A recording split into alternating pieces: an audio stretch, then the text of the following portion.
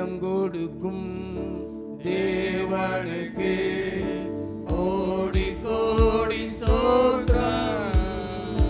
வாழ்வளிக்கும் இயேசு ராஜாவுக்கு வாழ்நாளெல்லாம் சோத்திரம்.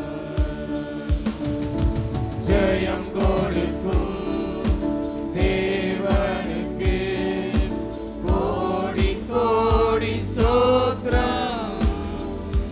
வாழ்வளிக்கும் இயேசு ராஜாவுக்கு வாழ்நாள்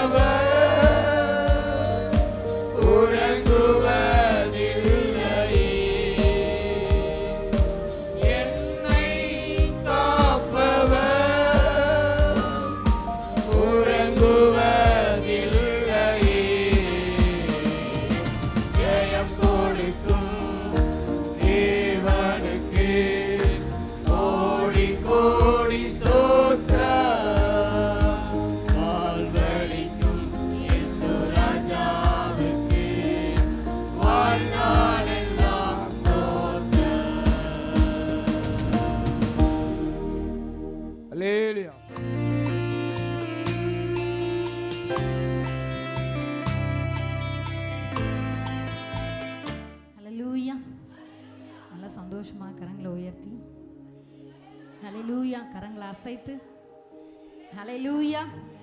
ஆமென். ஒரு புதிய நாளை காண ஆண்டவர் நமக்கு கிருபை கொடுத்திருக்கிறார். ஆமென்.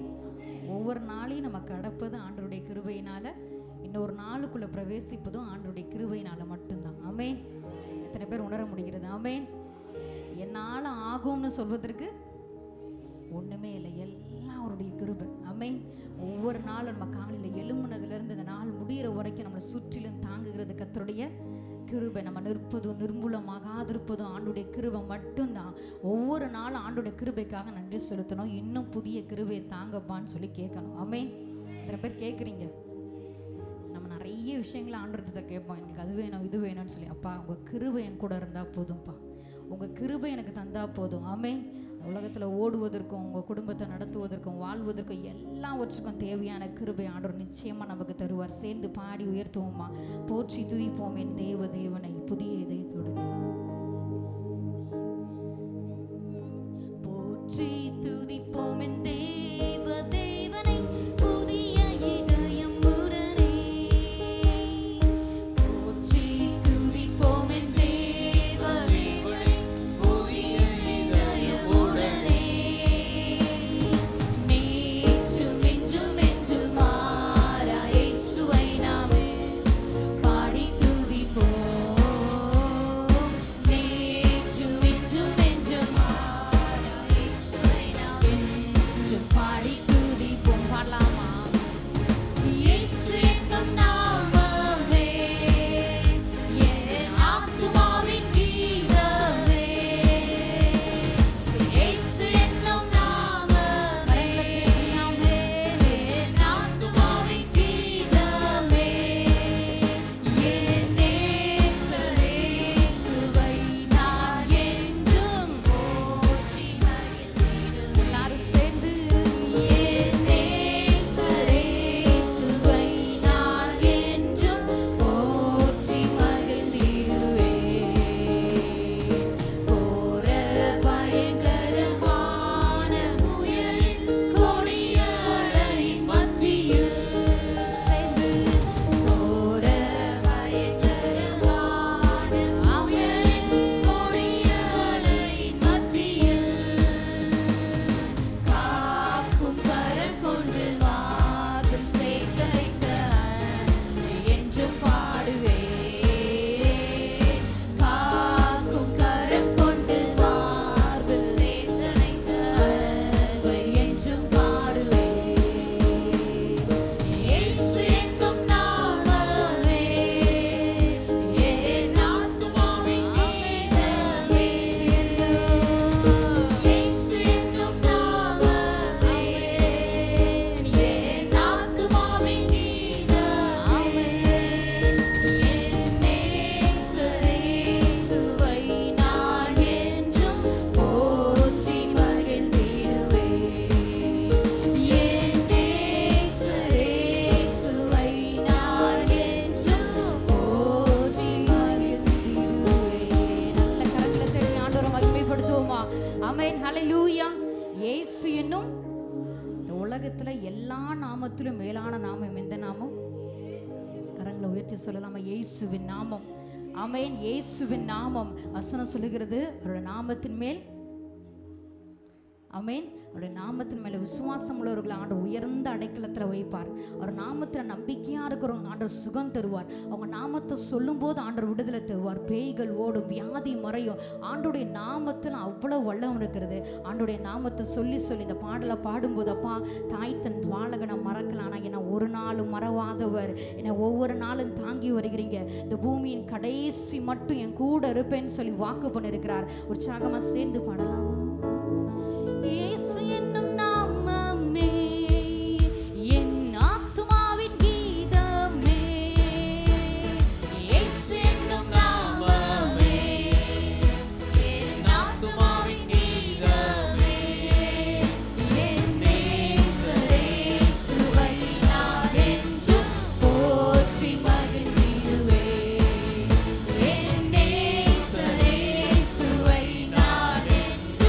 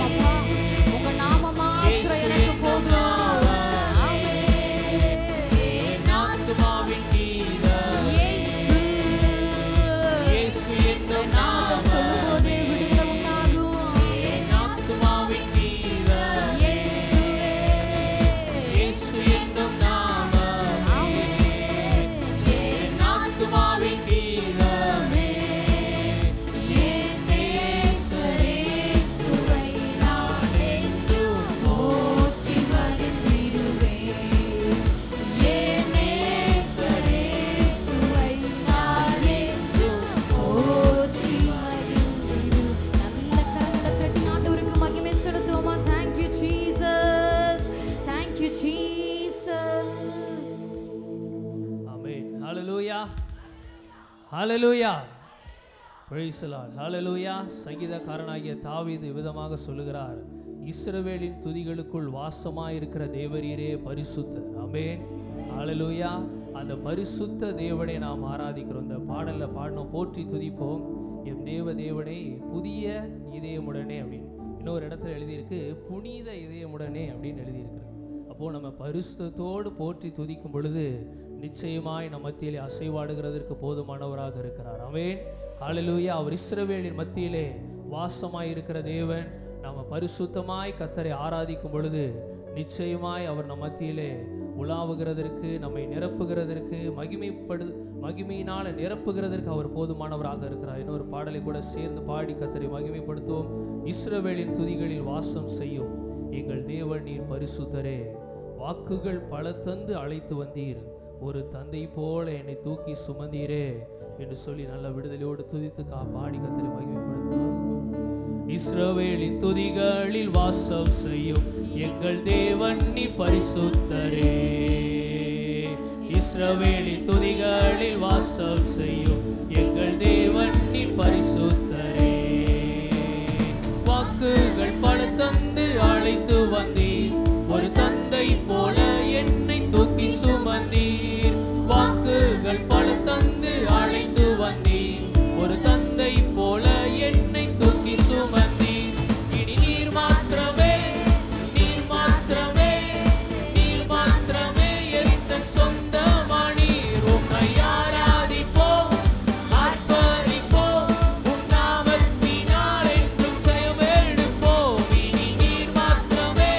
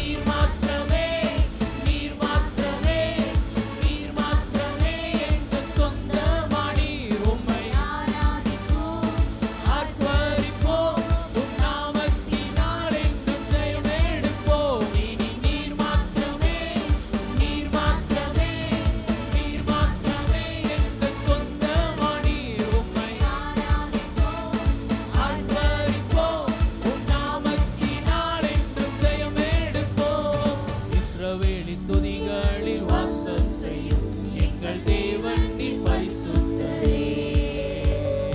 இஸ்ரவேலின் துதிகளில் வாசம் செய்யும் எங்கள் தேவன் நீ பரிசுத்தரே. வாக்குகள் பல தந்து அழைத்து வந்தீர், ஒரு தந்தை போல என்னை தூக்கி சுமந்தீர். வாக்குகள் பல தந்து அழைத்து வந்தீர், ஒரு தந்தை போல என்னை தூக்கி சுமந்தீர். இனி நீர் மாத்திரமே, நீர் மாத்திரமே, நீர் மாத்திரமே எங்கள் சொந்தமானி. உம்மை ஆராதிப்போம், ஆர்ப்பரிப்போம், உம் நாமத்தினால் என்றும் ஜெயம் எடுப்போம். இனி நீர் மாத்திரமே, நீர் மாத்திரமே எங்கள் சொந்தமானி. உம்மை ஆராதிப்போம், ஆர்ப்பரிப்போம், உம் நாமத்தினால் என்றும் ஜெயம் எடுப்போம். நல்ல கரங்களை தட்டி இஸ்ரவேலின் துதிகளில் வாசமாயிருக்கிற தேவாதி தேவர் அவர் எல்லா தடைகளை நீக்கி போட்டு நமக்கு முன்பதாக செல்லுகிற தேவனாக இருக்கிறார். ஹalleluya. பாவமக்கு ஸ்தோத்திரம், ஸ்தோத்திரம், ஸ்தோத்திரம். ஆமென். ஹalleluya. செங்கடல் போன்ற தடைகள், யோர்தான் போன்ற தடைகள் நம்முடைய வாழ்க்கையில வந்தாலும் தேவன் எல்லாவற்றையும் மாற்றுகிறதற்கு போதுமானவராக இருக்கிறார். ஆமென். ஹalleluya. நம்முடைய வாழ்க்கையில அநேக சவால்கள், நெருக்கங்கள், போராட்டங்கள் வந்தாலும் சில நேரத்தில் நம்ம நினைக்கலாம், ஏன் இவ்வளவு பிரச்சனை போயிட்டு இருக்குது, ஆண்டவர் என் பக்கத்திலே இல்லை அப்படின்ட்டு. நம்ம பார்க்கிறோம், சாத்ராக் மேஷாக் ஆபேத்நேகோவை எரிகிற அக்கினி சூளையில நேபுகாத்நேச்சார் ராஜா போட கட்டளை எடுக்கிறாரு. அது 7 மடங்கு அதிகரிக்க செய்கிறார். எத்தனை மடங்கு? 7 மடங்கு அதிகரித்ததுக்கு பின்பதாக, போடப்பட்டதுக்கு பின்பதாக தான் ஆண்டவர் அவர்கள் மத்தியிலே வந்தார் பாதுகாக்கிறதுக்கு. ஆமென். அதே போல சோதனைகள், நெருக்கங்கள் வர்ற நேரத்தில் இன்னும் ஆண்டவர் என்னைய பார்க்கலையே, என்னை பிரச்சனையை பார்க்கலையே அப்படின்னு நம்ம நினைக்கலாம். ஒருவேளை சோதனை நாட்களில் நம்ம இருக்கலாம். அந்த சோதனை முடிகிற வேளையில தேவன் நம்மை உயர்த்துகிறது மிகவும் அதிகமாக இருக்கும். ஆமென். ஹalleluya. சாத்ராக் மேஷாக் ஆபேத்நேகோ அந்த சோதனையின் பாதையில் சென்றாங்க. 7 மடங்கு அக்கினியினால அது அங்கே விழுந்தாங்க. ஆனால் அதற்கு பின்பதாக தேவன் அவர்களை உயர்த்தினார். ஆமென். ஹalleluya. செங்கடலை பார்த்து சோர்ந்து போக வேண்டாம், தளர்ந்து போக வேண்டாம். நல்ல கர்த்தரை பாடி துதித்து மகிமைப்படுத்துங்க. எல்லா சிறைச்சாலையின் கதவுகள் அசைக்கப்படும், எல்லா சங்கிலிகள் அவிழ்க்கப்படும், ஒரு விடுதலை உண்டாகும், ஒரு உயர்வு உண்டாகும். நல்ல பாடி கர்த்தரை மகிமைப்படுத்த எல்லாரும் நம்ம எழுமி நின்று சேர்ந்து பாடுவோம். செங்கடலை கண்டு சோர்ந்து போடும், யோர்தானின் நிலை கண்டு அஞ்சு நின்றோம், பயப்படாதே உன் முன் செல்கிறேன் என்று சொல்லி நம்மை வழி நடத்துகிற தேவனாக இருக்கிறார். ஹalleluya. செங்கடலை கண்டு சோர்ந்து போடும், யோர்தானின் நிலை கண்டு அஞ்சி நின்றோம். செங்கடலை கண்டு சோர்ந்து போடும், யோர்தானின் நிலை கண்டு அஞ்சி செங்கடலை கண்டு சோர்ந்து போடும், யோர்தானின் நிலை கண்டு அஞ்சி நின்றோம். செங்கடலை கண்டு சோர்ந்து போடும், யோர்தானின் நிலை கண்டு அஞ்சி நின்றோம். பயப்படாதே முன் செல்கிறேன் என்று உரைத்து என்னை நடத்தி வந்தீர். பயப்படாதே முன் செல்கிறேன் என்று உரைத்து எம்மை நடத்தி வந்தீர். இனி நீர் மாத்திரமே, நீர் மாத்திரமே, நீர் மாத்திரமே எங்கள் சொந்தமானீர். உம்மை ஆராதிப்போம், ஆர்ப்பரிப்போம், உம் நாமத்தினால் என்றும் ஜெயம் எடுப்போம். இனி நீர் மாத்திரமே, நீர் மாத்திரமே, நீர் மாத்திரமே எங்கள் சொந்தமானீர். உம்மை ஆராதிப்போம், ஆர்ப்பரிப்போம், உம் நாமத்தினால் என்றும் ஜெயம் எடுப்போம். எதிரியின் படையம்மை சூழும் போது ஓங்கிய புயம் கொண்டு யுத்தம் செய்தீர். எதிரியின் படையம்மை சூழும் போது ஓங்கிய புயம் கொண்டு யுத்தம் செய்தீர். எதிரியின் படையம்மை சூழும் போது ஓங்கிய புயம் கொண்டு யுத்தம் செய்தீர். எதிரியின் படையம்மை எல்லாரும் சின்ன பிள்ளைங்க கரங்களை தட்டி ஓங்கிய புயம் கொண்டு யுத்தம் செய்தீர். பாட செய்தீர், துதிக்க செய்தீர், எரிகோவின் மதில்களை இடிக்க செய்தீர். பாட செய்தீர், துதிக்க செய்தீர்,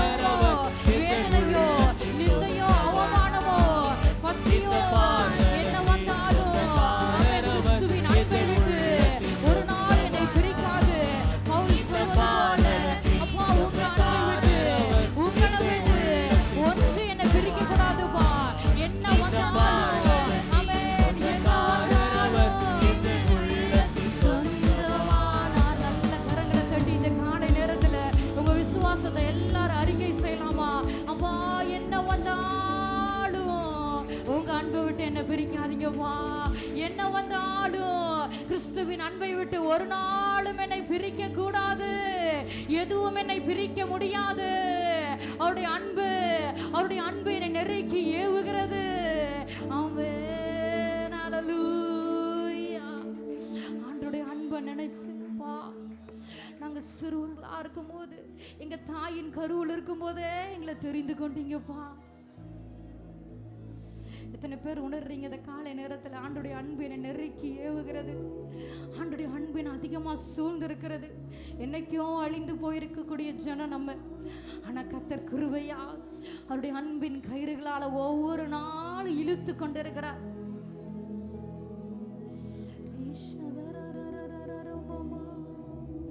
தேங்க்யூ ஜீசஸ். உள்ளத்திலிருந்து ஆண்டுடைய அன்பப்பா. ஆமென். தேவ அன்பு நம்முடைய இருதயங்களில் ஊற்றப்பட்டிருக்கிறது. அந்த நம்பிக்கை ஒரு நாள் நம்மளை வெட்கப்படுத்தாது. வாய்களை திறந்து ஆண்டவரை துதிக்க ஆரம்பிக்கலாமா? ஆமென். இன்னும் யாரெல்லாம் துதிக்காம இருக்கிறீங்களோ வாய்களை திறந்து, இயேசுவே உங்க அன்பினால் என்னை நிரப்புங்க. உங்க அன்பினால் என்னை இடை கட்டுங்க. ஒருவர் கூட சும்மா இருக்க வேண்டாம். கண்களை மூடி 2 கரங்களை வானத்துக்கு நேரா உயர்த்தியும் பா. உங்க அன்பினால் என்ன ஒரு விசையாய் நிரப்புங்க.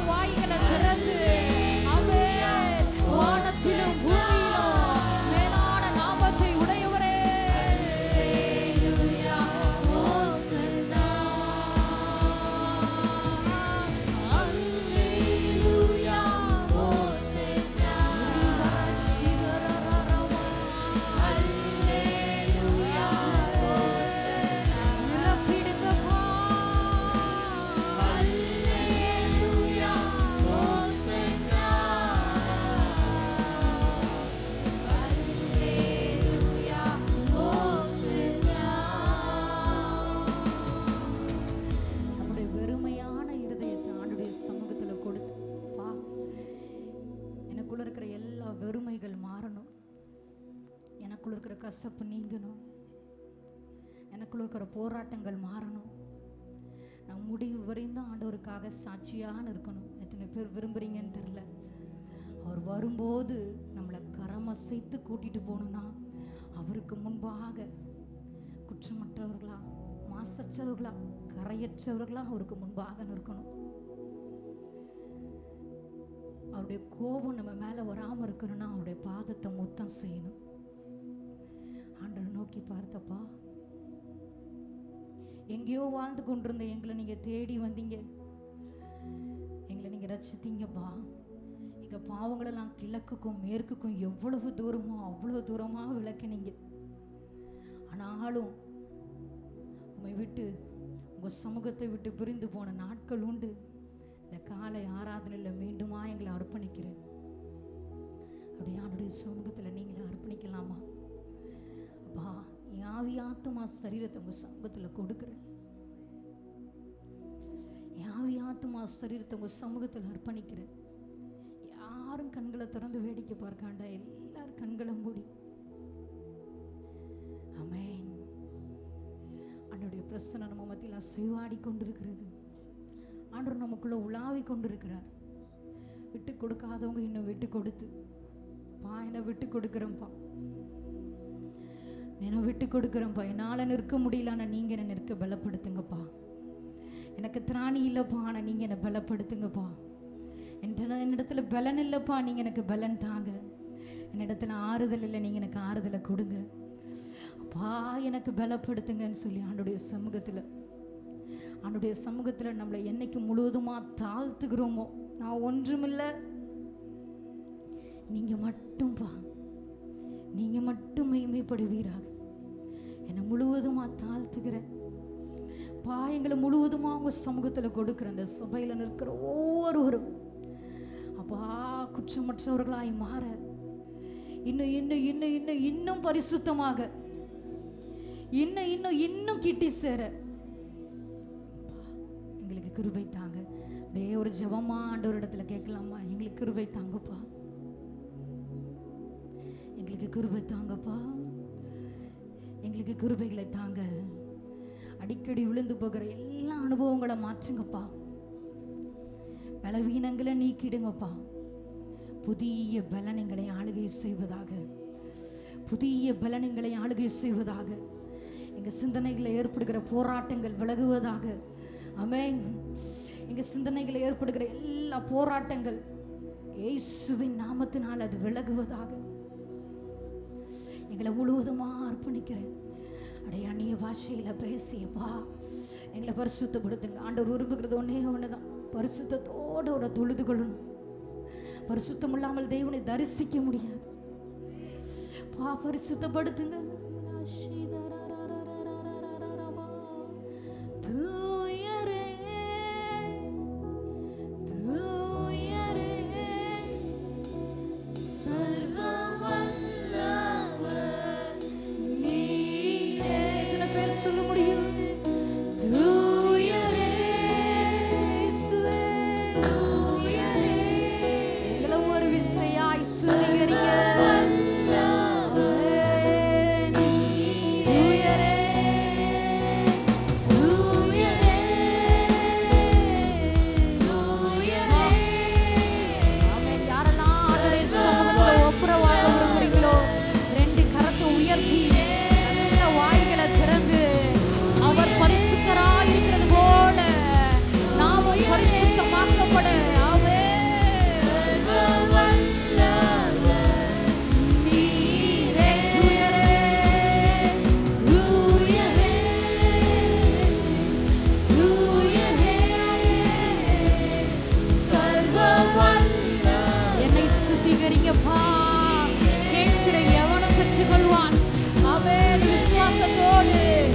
சுத்திகரிங்க, என்னை பரிசுத்தமாக்குங்க, என்னை ஒரு விசையாய் கழுவி என்னை சுத்திகரிங்கப்பா. தூயரே தூயரே தூயரே சர்வ வல்லவர் நீரே. தூயரே தூயரே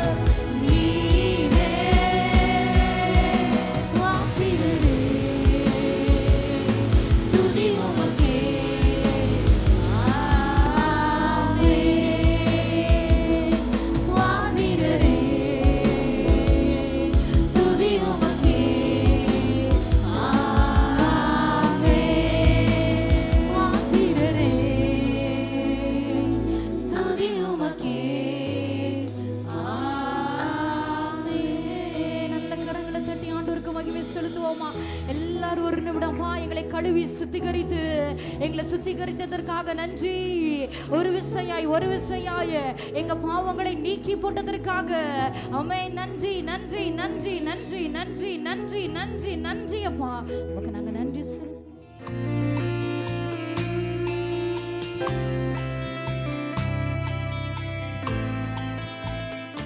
கர்த்தருடைய வார்த்தைக்கு நேராக கடன் செல்வோம்.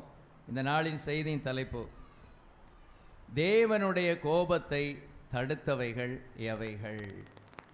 தேவனுடைய கோபத்தை தடுத்தவைகள் எவைகள்? தேவன் கோபப்படுவாரா? படுவார். ஸ்தோத்திரம். தகப்பன் கோபப்படுவாரா? கோபப்படுவார். தேவன் உலகத்திற்கு அவர் தேவன், ஆனால் உங்களுக்கு எனக்கு அவர் யாரு? தகப்பன். ஸ்தோத்திரம். அவர் தகப்பனாகவும் கோபப்படுவார், தேவனாகவும் கோபப்படுவார். ஆனால் இன்னைக்கு எப்பவும் இயேசு அன்பாயிருக்கிறார் என்கிற பிரசங்கத்தை கேட்டே நாம் என்ன செஞ்சிட்டோம்? பழகிட்டோம். அது எவாஞ்சலிஸ்ட் பண்ணக்கூடிய பிரசங்கம். இயேசு அன்பாயிருக்கிறார், இயேசு சுகம் அளிக்கிறார், இப்படிலாம் நம்ம நிறைய கேட்டுக்கிட்டே இருக்கோம். அதே செய்தியை நம்ம சபையிலும் என்ன செய்யக்கூடாது? கேட்கக்கூடாது. அடுத்த பகுதி ஒன்று இருக்குது. என்னென்னா, தேவன் என்ன செய்கிறார்? கொஞ்சம் கவனிங்க, அங்கங்கே பேசாதீங்க. கர்த்தருடைய வார்த்தை வரும்போது என்ன செய்யணும்? கவனிக்கணும், பேசக்கூடாது. அதுவே ஆண்டவரை அசட்டை பண்ணுறதுக்கு சமம். என்ன நீங்கள் அசட்டப்படலாம், ஆனால் என்னிலிருந்து வர்ற வார்த்தை என்ன செய்யக்கூடாது? பேசணுன்னா நம்ம எங்கே வச்சு பேசிக்கணும்? கூட்டம் முடிஞ்ச உடனே நல்லா 1 மணி நேரம் உட்காந்து என்ன செய்யுங்க? நல்லா பேசுங்க. நானே உங்களுக்கு சேர் போட்டு தரேன். ஸ்தோத்திரம். நானே உங்களுக்கு சேர் போட்டு தந்து, வேண்டாம் முடிஞ்சால் ஒரு டீ வடையும் கூட நான் வாங்கி தந்துடுறேன். நல்லா 1 மணி நேரமாக நல்லா உட்காந்து பேசுங்க. அது பேச மாட்டீங்களே? கூட்டம் முடிஞ்சு ஆமேன்னு போட்டு முன்னால் வீட்டில் போய் உட்காந்துருவீங்க. ஆனால் உங்களுக்கு டைம் எதுதான்? பிரசங்கம் கேட்குறனால தான் பேசுகிறது. ஸ்தோத்திரம். இது ஒரு தந்திரமான பிசாசினுடைய வேலை. இதை விட்டுருங்க. ஹல்லேலூயா, ஸ்தோத்திரம். இப்போ வார்த்தைக்குள்ளே வாங்க. தேவனுடைய கோபத்தை தடுத்தவைகள் எவைகள்? தேவனுடைய கோபத்தை தடுத்தவைகள் எவைகள்? தேவன் கோபப்படுவாரா? கோபப்படுவார்னு பார்த்துட்டோம். தேவனாகிய கர்த்தரும் கோபப்படுவார், இயேசு கிறிஸ்துவுமே கோபப்பட்டிருக்கிறார். நான் அதுக்குள்ளெல்லாம் இப்போ போகலை. சரி, இப்போ முதல்ல ஒரு 7 வசனங்களை வாசிக்க போகிறோம். எனக்கு ரொம்ப ஆச்சரியமாக இருந்துச்சு.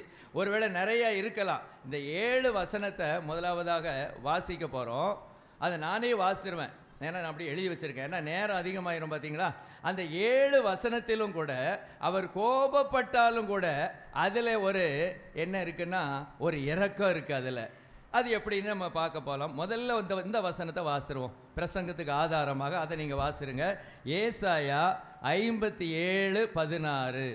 ஏசாயா 57:16. நான் எப்போதும் வழக்காட மாட்டேன், நான் என்றைக்கும் கோபமாய் இருப்பதும் இல்லை.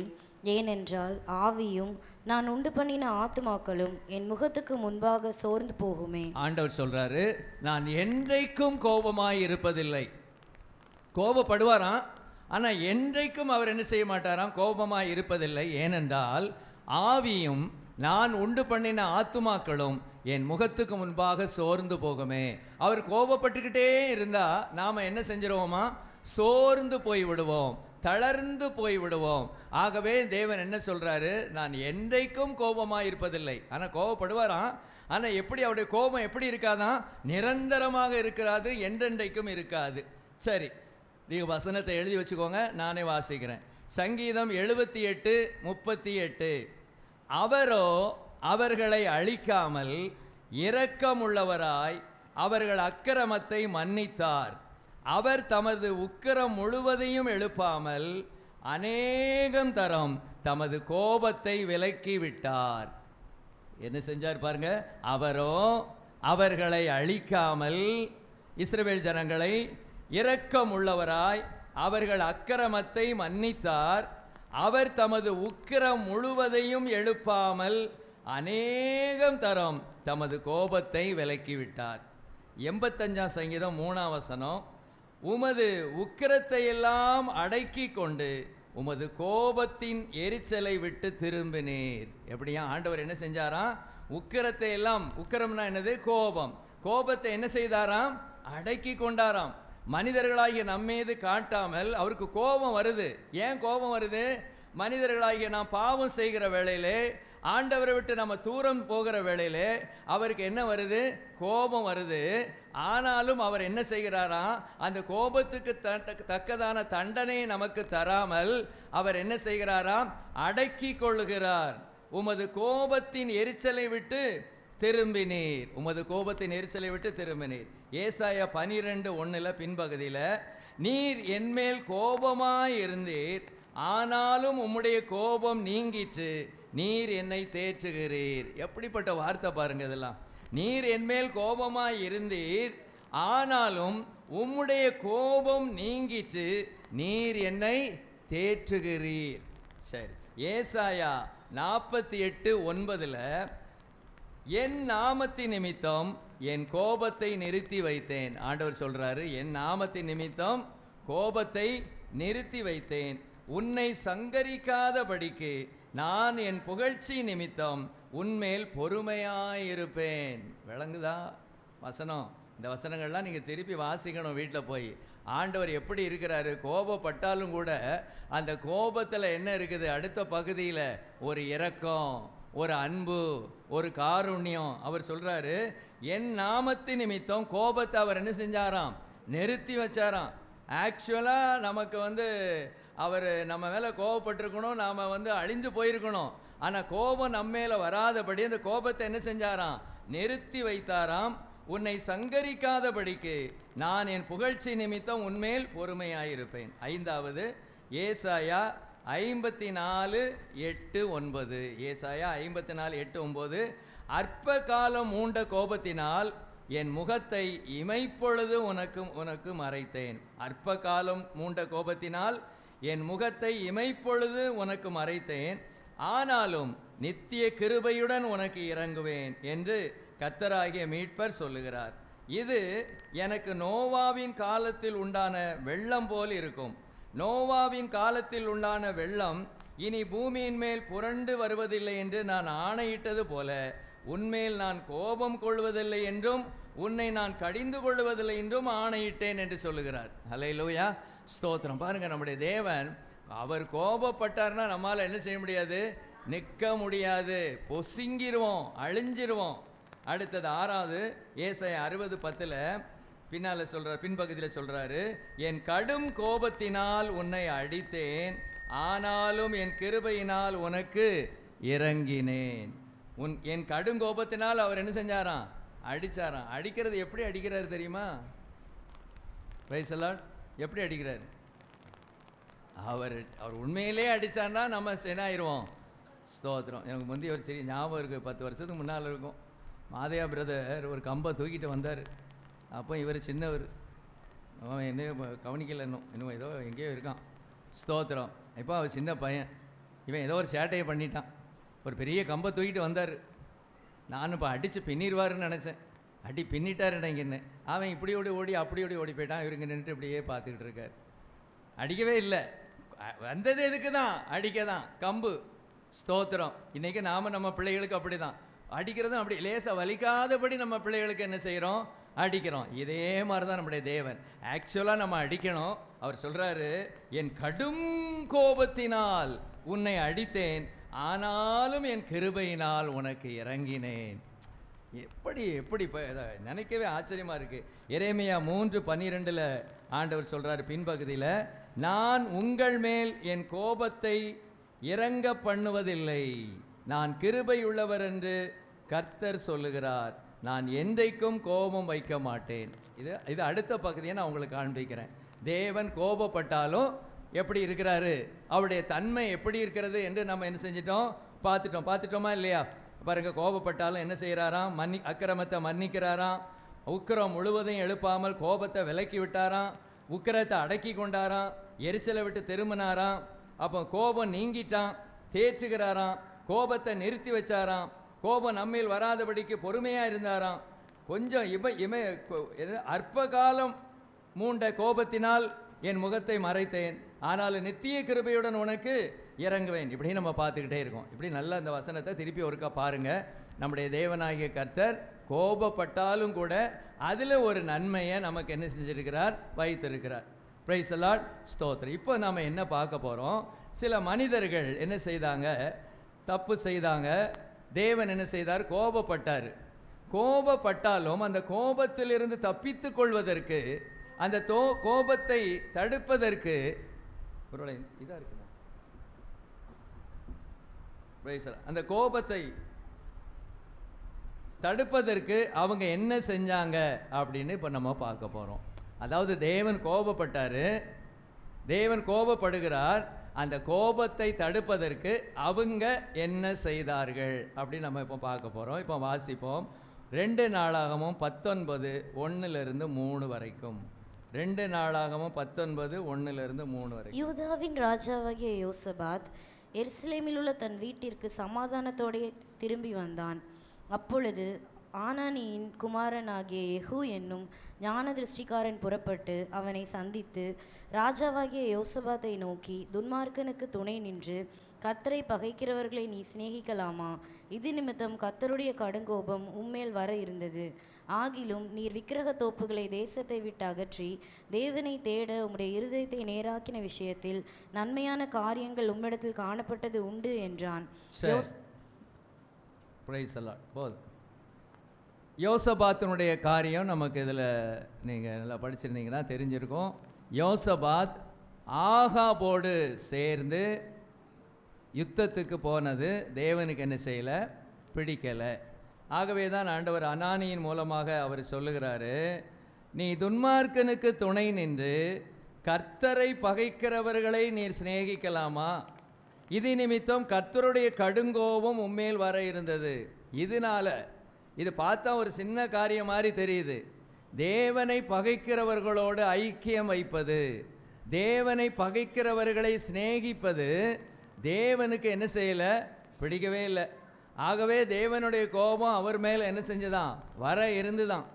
ஆனால் ஏன் தேவன் அந்த கோபத்தை அவங்க மேலே என்ன செய்யலை, யோசபாத்து மேலே அந்த கோபம் வரலை அப்படின்னா ஆண்டவர் சொல்கிறாரு, ஆகிலும் நீர்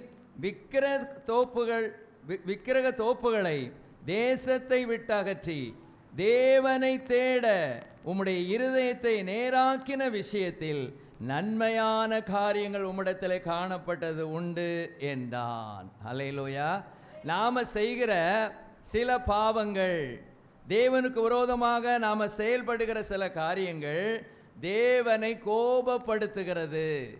ஆனால் அந்த கோபத்தை அவர் செலுத்த வரும்போது, அந்த கோபத்துக்கு ஒரு தண்டனை வரும்போது உடனே அவர் தண்டனை கொடுத்துறதில்லை. நம்முடைய வாழ்க்கை மற்ற காரியங்களை அவர் அப்படி பார்க்குறாரு. எப்படி நாம் வாழ்ந்திருக்கிறோம், எப்படி நாம் இருக்கிறோங்கிறத பார்த்து இந்த இடத்துல அந்த யோசபாத்தினுடைய நற்குணங்கள் தேவனுடைய கோபம் அவர் மேல் வராமல் தடுத்தது. ஒருவேளை இன்னைக்கு நீங்கள் ஒரு பாவம் செய்தாலும் நாம் தண்டிக்கப்பட வேண்டியவர்கள், தேவனுடைய கோபம் நம்ம மேல் இருக்கிறது. ஆனால் நம்ம வாழ்க்கையை அப்படியே பார்க்குறாரு, கம்ப்யூட்டரை கிளிக் பண்ணி பார்க்குறாரு. அவருக்கு கிளிக் பண்ண வேண்டாம், நமக்கு தான் கிளிக் பண்ணி என்ன செய்யணும், கம்ப்யூட்டர் கிளிக் அப்படின்னோடனே எல்லாம் என்ன செய்யுது, நம்ம பற்றி வருது. அவருக்கு நம்ம பற்றி எல்லாமே என்ன செய்யும், தெரியும். அப்போ ஒரு தேவனுடைய பிள்ளையை தேவன் தண்டிக்காம கோபத்தை விட்டு நீக்குகிறார், விலக்குகிறார்னா காரணம் என்ன, நற்குணங்கள். நீங்கள் இந்த 2 நாளாகமும் 17ஆம் அதிகாரத்தில் நீங்கள் பார்த்தீங்கன்னா ஒரு சில நற்குணங்கள் இருக்குது. ஒரு 3, 4, 5 வசனம் 6 வரைக்கும் ஆசிரியங்களை கடகடன்னு. கர்த்தர் யோசபாத்தோடு இருந்தார். அவன் பாகால்களை தேடாமல் தன் தகப்பனாகிய தாவீது முன்னாட்களிலே நடந்த வழிகளில் நடந்து தன் தகப்பனுடைய தேவனை தேடி இஸ்ரவேலுடைய செய்கைகளின்படி நடவாமல் அவருடைய கற்பனைகளின்படி நடந்து கொண்டான். ஆகையால் கர்த்தர் அவன் கையில் ராஜ்யபாரத்தை திடப்படுத்தினார். யூதா கோத்திரத்தார் எல்லாரும் யோசபாத்துக்கு காணிக்கைகளை கொண்டு வந்தார்கள். அவனுக்கு ஐஸ்வர்யமும் கனமும் மிகுதியாயிருந்தது. கர்த்தருடைய வழிகளில் அவன் இருதயம் உற்சாகம் கொண்டது. அவன் மேடைகளையும் விக்கிரக தோப்புகளையும் யூதா விட்டு அகற்றினான். இன்னும் பாருங்க 9ஆம் வசனத்தில், யூதாவிலே அவர் ஒரு கூட்டத்தை அவர் ஏற்படுத்துகிறாரு. இவர்கள் யூதாவிலே உபதேசித்து கர்த்தருடைய வேத புஸ்தகத்தை வைத்துக்கொண்டு யூதாவின் பட்டணங்களில் எல்லாம் தெரிந்து ஜனங்களுக்கு போதனை செய்தார்கள், அது போதித்தார்கள். இப்படி நற்குணங்கள் இருந்தது பாருங்க. அப்போ ஒருவேளை நம்ம தப்பு செய்துட்டாலும் கூட தேவ தண்டனை நம்மேல் வராமல் இருப்பதற்கு, தேவனுடைய கோபம் நம்மேல் வராமல் இருப்பதற்கு இந்த இடத்துல காரணம் என்ன? கர்த்தரே சொன்னார். என்ன சொல்றாரு அந்த வசனம்? நல்லா இருக்கு பாருங்க. ஆகிலும் நீர் விக்கிரக தோப்புகளை தேசத்தை விட்டு அகற்றி தேவனை தேட உம்முடைய இருதயத்தை நேராக்கின விஷயத்தில் நன்மையான காரியங்கள் உம்மிடத்தில் காணப்பட்டது உண்டு என்றான். நாம் நன்மையான காரியங்களை செய்யும் போது தேவ கோபம் நம்மை விட்டு விலகுகிறது. புரிஞ்சுக்கிட்டீங்களா? ஹல்லேலூயா, பிரைஸ் தி லார்ட். நன்மையான காரியங்கள், இதை 2 காரியத்தை இதை சொல்றாரு. ஒன்று தேசத்தை விட்டு சிலதை அகற்றுகிறாரு. இன்னொன்று கர்த்தருடைய வழிகளிலே அவருடைய இருதயம் என்ன செய்ததா? உற்சாகம் கொண்டது. இன்னைக்கு தேவை என்ன அப்படின்னா, தேவ பிள்ளைகளாகிய நீங்களும் நானும் கர்த்தருடைய வசனத்தின்படி வாழ்ந்து நன்மையானதை என்ன செய்யணுமா? செய்யணும். ஹல்லேலூயா, ஸ்தோத்திரம். 2வது ஒரு நபர் ஒரு காரியத்தை பார்ப்போம். யாத்திராகமம் 32:10. யாத்திராகமம் 32:10 வாசிங்க. ஆகையால் என் கோபம் இவர்கள் மேல் மூளவும் நான் இவர்களை அழித்து போடவும் நீ என்னை விட்டுவிடு, உன்னை ஒரு பெரிய ஜாதியாக்குவேன் என்றார். ஆகையால் என் கோபம் இவர்கள் மேல் மூளவும், யார் மேல? விக்கிரகத்தை ஆராதித்த இஸ்ரவேலர்கள் மேல் மூளவும், நான் இவர்களை அழித்து போடவும் நீ என்னை விட்டுவிடு, உன்னை பெரிய ஜாதியாக்குவேன். உங்களுக்கு இந்த சம்பவம் நல்லா தெரியும். மோசே மலைக்கு போயிட்டாரு, ஆரோன் கையில் பொறுப்பை கொடுத்துட்டு போயிட்டாரு. இந்த சூழ்நிலையில் அவங்க சொல்கிறாங்க, அந்த ஜனங்கள், மோசேக்கு என்ன ஆனதோ எங்களுக்கு என்ன செய்யாது, தெரியாது. ஆகவே எங்களுக்கு முன்பதாக நாங்கள் வணங்கக்கூடிய அளவு ஒரு விக்கிரகத்தை, ஒரு தெய்வத்தை என்ன செய்யணும், உண்டு பண்ணணும்னு கேட்டுக்கிட்டாங்க. ஆரோன் எந்த எதிர்ப்பும் காட்டாமல் உங்கள் கையில் இருக்கிறதெல்லாம் கொடுங்கன்னு சொன்னார். உடனே வாங்கிக்கிட்டாங்க. உடனே இவர் கரு பிடித்து இவர் என்ன செய்கிறாரு, ஒரு கன்று குட்டியை உண்டாக்கி அதை என்ன செய்கிறாங்க, வணங்குறாங்க. காலமே எழும்பி விளையாட ஆரம்பித்தார்கள். புசிக்கவும் குடிக்கவும் அதுக்கு முன்னால் ஒரே கொட்டு, டான்ஸு, பயங்கர ஆராதனை அதுக்கு முன்னால் நடக்குது. இது யாரை வேதனைப்படுத்தியது? தேவனை வேதனைப்படுத்தியது. அந்த வேதனை எதா மாறுது? கோபமாக மாறுது. கர்த்தரை வேதனைப்படுத்துவது, துக்கப்படுத்துவது, அது அதிலே நிற்காது. அதுக்கு அடுத்த பகுதி என்ன வரும்? தேவன் என்ன செய்வார்? கோபப்படுகிறவராக இருக்கிறார். ஆகவே தான் அவர் இப்போ சொல்றாரு, ஆகையால் என் கோபம் இவர்கள் மேல் மூளவும் நான் இவர்களை அழித்து போடவும் நீ என்னை விட்டுவிடு, உன்னை பெரிய ஜாதியாக்குவேன் என்றார்.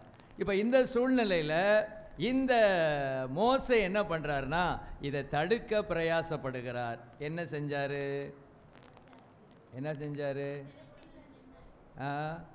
திறப்பிலே நின்னாரா? சரி, பரவாயில்ல, ஸ்தோத்திரம். கெஞ்சி பிரார்த்தித்தால். ஹல்லேலூயா, ஸ்தோத்திரம். எப்படி என்ன செஞ்சாராம்? அவர் கெஞ்சி பிரார்த்தித்தார். அவர் ஒரு அந்த 11ஆம் வசனத்திலிருந்து 14ஆம் வசனம் வரைக்கும் அது இருக்கு. அது 11ஆம் வசனத்தை வாசிங்களேன். மோசே தன் தேவனாகிய கர்த்தரை நோக்கி, கர்த்தாவே, தேவரீர் மகா பலத்தினாலும் வல்லமையுள்ள கையினாலும் எகிப்து தேசத்திலிருந்து புறப்பட பண்ணின உம்முடைய ஜனங்களுக்கு விரோதமாக உம்முடைய கோபம் பற்றி எறிவதென்ன? அடுத்தது, மலைகளில் அவர்களை கொன்று போடவும் பூமியின் மேல் இராதபடிக்கு அவர்களை நிர்மூலமாக்கவும் அவர்களுக்கு தீங்கு செய்யும் பொருட்டே அவர்களை புறப்பட பண்ணினார் என்று எகிப்தியர் சொல்வானேன்? உம்முடைய கோபத்தின் உக்கிரத்தை விட்டு திரும்பி உமது ஜனங்களுக்கு தீங்கு செய்யாதபடிக்கு அவர்கள் மேல் பரிதாபம் கொள்ளும். பார்த்தீங்களா? Price the Lord. கோபம் இஸ்ரவேல் ஜனங்கள் மேல் வர இருந்தபோது அந்த கோபத்தை நீக்கும்படியாக தேவனிடத்திலேயே சொல்றாரு, உம்முடைய ஜனங்களுக்கு விரோதமாக உம்முடைய கோபம் பற்றி எரிவது என்ன?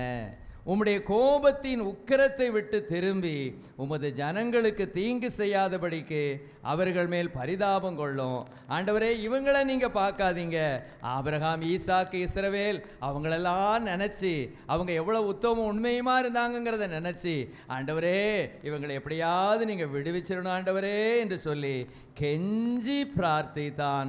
அப்பொழுது கர்த்தர் தமது ஜனங்களுக்கு செய்ய நினைத்த தீங்கை செய்யாதபடிக்கு பரிதாபம் கொண்டார். இப்போ பாருங்க, சிலருடைய வாழ்க்கையில் பாவம் செஞ்சிருவாங்க. பாவம் செஞ்ச உடனே நமக்கே என்ன வருது? கோபம். துணிஞ்சு செஞ்சுக்கிட்டே இருக்கும்போது ஒரு திடீர்னு ஒன்று செஞ்சால் நமக்கு ஒன்றும் பெருசாக இருக்காது.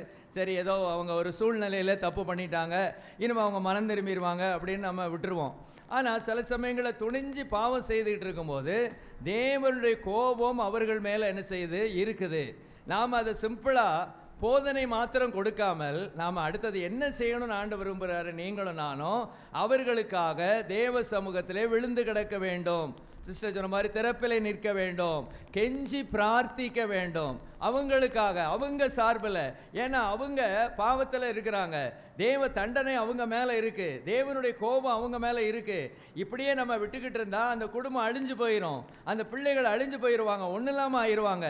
அப்போ அந்த கோபத்தை தடுப்பதற்கு நீங்களும் நானும் ரட்சிக்கப்பட்ட அபிஷேகம் பண்ணப்பட்ட கர்த்தருடைய பிள்ளைகள் என்று சொல்லுகிற நாம மற்றவர்களுக்காக தேவ கோபம் எவர் மேல் இருக்கிறதோ அவர்களை தேவனுடைய கோபம் அவர்கள்ட்ட நீங்கும்படியாக நம்ம கெஞ்சி பிரார்த்திக்கணும். ஹல்லேலூயா.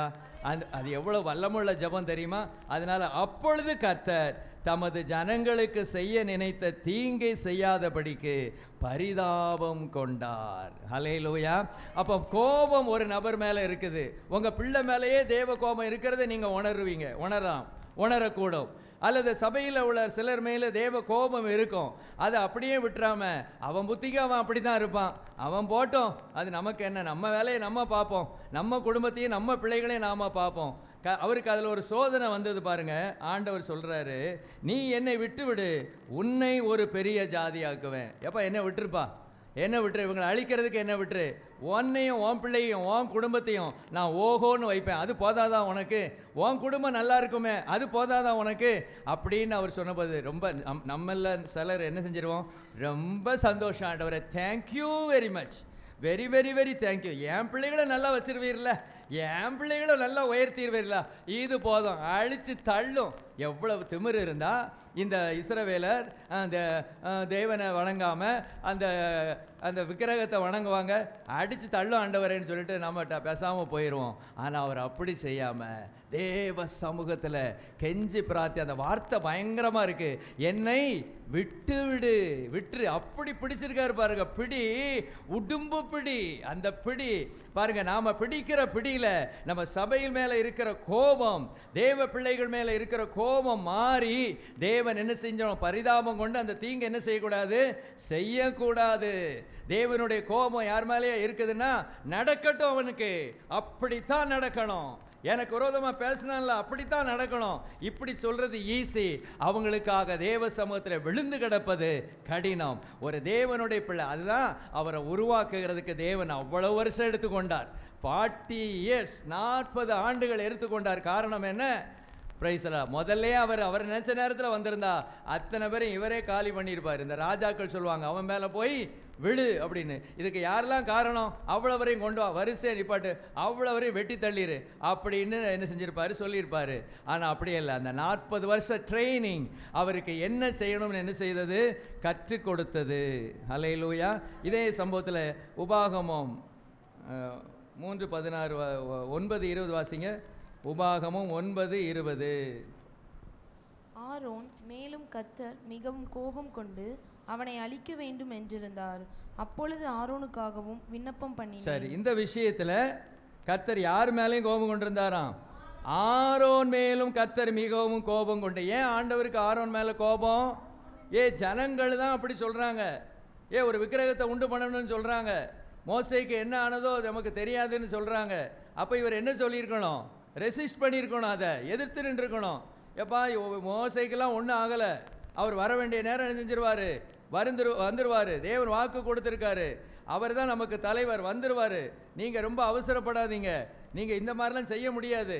நம்ம இதுவரைக்கும் நடத்தினவர் ஆண்டவராகிய யெகோவா தேவன், நீங்கள் கண்ணுக்குட்டியை உண்டாக்கணும், அதை உண்டாக்கணும், இதை செய்யணும், அதை செய்யணும், அதெல்லாம் செய்ய முடியாது.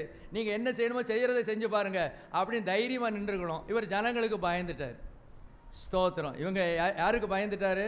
ஜனங்களுக்கு. ஐயோ, தன்னை உண்டாக்கேன், தன்னை இந்த பிரதான ஆசாரியனை வைத்த தேவன் என்னோடு இருக்கிறாருங்கிறத மறந்துட்டாரு. மறந்து என்ன செஞ்சிட்டாரு?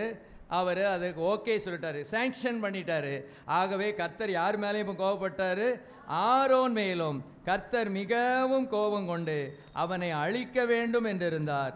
அப்பொழுது ஆரோனுக்காகவும் விண்ணப்பம் பண்ணினேன். Price the Lord. அப்போ இவருடைய வேலையே எந்த வேலையாக தான் இருந்திருக்கு? தேவ சமூகத்தில் யார் மேலெல்லாம் கோபம் இருக்கோ அந்த கோபம் நீங்கும்படியாக அவர் என்ன செய்கிறார்? விண்ணப்பம் பண்ணுகிறவராக இருந்தார். இந்த இடத்துல என்ன வார்த்தை சொல்லியிருக்கு? அவர் விண்ணப்பம் பண்ணினார், பிரார்த்தனை செய்தார். ஹல்லேலூயா. தேவனுடைய சமூகத்தில் விழுந்து கிடந்தார் அப்படின்னு என்ன செய்கிறோம்? நம்ம பார்க்கிறோம். ஹல்லேலூயா. அப்போ ரெண்டாவது இந்த முதல்ல என்ன பார்த்தோம்? அந்த கோபத்தை தடுத்தது எது? யோசபாத் விஷயத்தில் கோபத்தை தடுத்தது எது? அவருடைய நற்குணங்கள். அப்போ இதுக்கு நம்ம முக்கியத்துவம் கொடுக்கணுங்கிறத நீங்கள் அறிஞ்சுக்கிடணும். நம்முடைய வாழ்க்கையில் வருஷங்கள் கூட கூட நாட்கள் செல்ல செல்ல என் கேரக்டர் மாறிக்கிட்டே இருக்கணும். ஆரம்பத்தில் நான் கோபக்காரனாக இருந்திருக்கலாம். ஆனால் இப்போவும் நான் கோபக்காரனாக இருக்கக்கூடாது. இப்போ நான் கோபக்காரனாக இருக்கிறேன்னா என்ன அர்த்தம்னா, என் வாழ்க்கையில் இந்த நற்குணங்களில் என்ன செய்யலை? நான் வளரலைன்னு அர்த்தம். கோபம் கொண்டாலும் பாவம் செய்யாதிருங்கள், அதை பிடிச்சிக்கிடுவாங்க. இன்னொன்று, கோபம் இருக்கிற இடத்துல தான் குணம் இருக்குமா? என்ன குணம் இருக்கும்? அது கோப குணம் தான் இருக்கும். வேறு என்ன குணம் இருக்க போகுது? இதில் வேறு பெரிய பழமொழி. கோபம் இருக்கிற இடத்துல தான் என்ன இருக்குமா? குணம் இருக்குமா? அது என்ன குணம்னு எனக்கு தயவுசெய்து நீங்கள் கொஞ்சம் சொல்லுங்கள். உங்கள் வீட்டிலலாம் கோபம் இருக்கிற இடத்துலலாம் ஒரே குணமாக இருக்குமா? ஒரு குணமும் இருக்காது. அது என்ன குணம்? கோப குணம் தான் இருக்குமே எவ்வளோ, வேறு எந்த குணமும் என்ன செய்யாது? இருக்காது. Price the Lord. அப்போ ரெண்டாவது நம்ம பார்த்தது, அதாவது தேவனுடைய கோபம் வரும்போது அது நீங்கும்படியாக தேவ சமூகத்தில் நம்ம என்ன செய்யணும்? பிரார்த்திக்க வேண்டும், விண்ணப்பம் பண்ண வேண்டும். சரி, மூன்றாவது ஒன்று பார்க்கலாம். 2 நாளாகமும் 12 முதல்ல வாசிங்க. 2 நாளாகமும் 12 தன்னை தாழ்த்தினபடியினால் கர்த்தர் அவனை முழுதும் அழிக்காதபடிக்கு அவருடைய கோபம் அவனை விட்டு திரும்பிற்று. யூதாவிலே இன்னும் சில காரியங்கள் சீரா இருந்தது. சரி, இந்த நபர் யாருன்னு பார்த்துருவோம். ரெகோபெயாம். இந்த வசனத்தை திருப்பி ஒருக்க நான் வாசித்துக்கிறேன். ரெகோபெயாம் தன்னை தாழ்த்தினபடியினால் கர்த்தர் அவனை முழுவதும் அழிக்காதபடிக்கு அவருடைய கோபம் அவனை விட்டு திரும்பிற்று. ஹல்லேலூயா. கோபம் திரும்பினதுக்கு காரணம் என்ன? தாழ்த்தினான். தன்னை என்ன செய்தான்? தாழ்த்தினான். இங்கே ஒரு பெரிய சம்பவம் இருக்குது. 12ஆம் அதிகாரத்தில் 1ஆம் அதிகாரத்திலிருந்து நீங்கள் வாசித்தீங்கன்னா 1ஆம் வசனத்திலிருந்து ஒரு 3-4 வசனம் வாசிருங்களேன். வாசிங்க. ரெகோபெயாம் ராஜ்யத்தை திடப்படுத்தி தன்னை பலப்படுத்தி கொண்டபின் அவனும் அவனோட இஸ்ரவேலர் அனைவரும் கர்த்தருடைய நியாயப்பிரமாணத்தை விட்டுவிட்டார்கள். அவர்கள் கர்த்தருக்கு விரோதமாய் துரோகம் பண்ணினபடியினால் ராஜாவாகிய ரெகோபெயாமின் 5ஆம் வருஷத்தில் எகிப்தின் ராஜாவாகிய ஷீஷாக் 1200 ரதங்களோடும் 60,000 குதிரை வீரரோடும் எருசலேமுக்கு விரோதமாய் வந்தான்.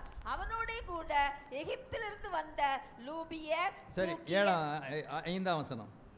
அப்பொழுது செமாயா தீர்க்கதரிசி ரெகோபெயாமிடத்துக்கு ஷீஷாக்கு நிமித்தம் எருசலேமிலே வந்து கூடியிருக்கிற யூதாவின் பிரபுக்களிடத்துக்கும் வந்து அவர்களை நோக்கி, நீங்கள் என்னை விட்டுவிட்டீர்கள், ஆகையால் நான் உங்களையும் ஷீஷாக்கின் கையிலே விழும்படி விட்டுவிட்டேன் என்று கர்த்தர் சொல்லுகிறார் என்றான். அப்பொழுது இஸ்ரவேலின் பிரபுக்களும் ராஜாவும் தங்களை தாழ்த்தி கர்த்தர் நீதியுள்ளவர் என்றார்கள். அவர்கள் தங்களை தாழ்த்தினதை கர்த்தர் கண்டபோது, பார்த்தீங்களா? அவர்கள் தங்களை தாழ்த்தினதை கர்த்தர் கண்டபோது. ஹல்லேலூயா, ஸ்தோத்திரம். அப்போ தேவ கோபம் ஒரு நபர் மேல் இருக்கும்போது அவர்கள் செய்ய வேண்டிய காரியம் என்ன, அல்லது நாம் செய்ய வேண்டிய காரியம் என்னவென்றால், தேவ சமூகத்திலே நம்ம என்ன செய்யணுமா? தாழ்த்த வேண்டும். கர்த்தருடைய வார்த்தை செமாயாவுக்கு உண்டாகி அவன் சொன்னது, அவர்கள் தங்களை தாழ்த்தினார்கள், ஆகையால் அவர்களை அழிக்க மாட்டேன், என் உக்கிரம் ஷீஷாக்கை கொண்டு எருசலேமின் மேல் ஊற்றப்படாதபடிக்கு அவர்களுக்கு கொஞ்சம் சகாயத்தை கட்டளையிடுவேன். கொஞ்சம் நான் செய்வேன், கொஞ்சம் லிட்டில் தண்டனை கொடுப்பேன். ஏன்னா அவங்க சில காரியங்களை புரிஞ்சுக்கிடணும், சில காரியங்களை அறிந்து கொள்ளணும். ஆகவே சில காரியங்களை செய்வேன், ஆனாலும் என்னுடைய உக்கிரம் முற்றிலுமாக அவங்கள என்ன செஞ்சிடாது, அழிச்சு போடாது. அது காரணம் என்ன? அவர்கள் தங்களை என்ன செய்தார்கள்? தாழ்த்தினார்கள்.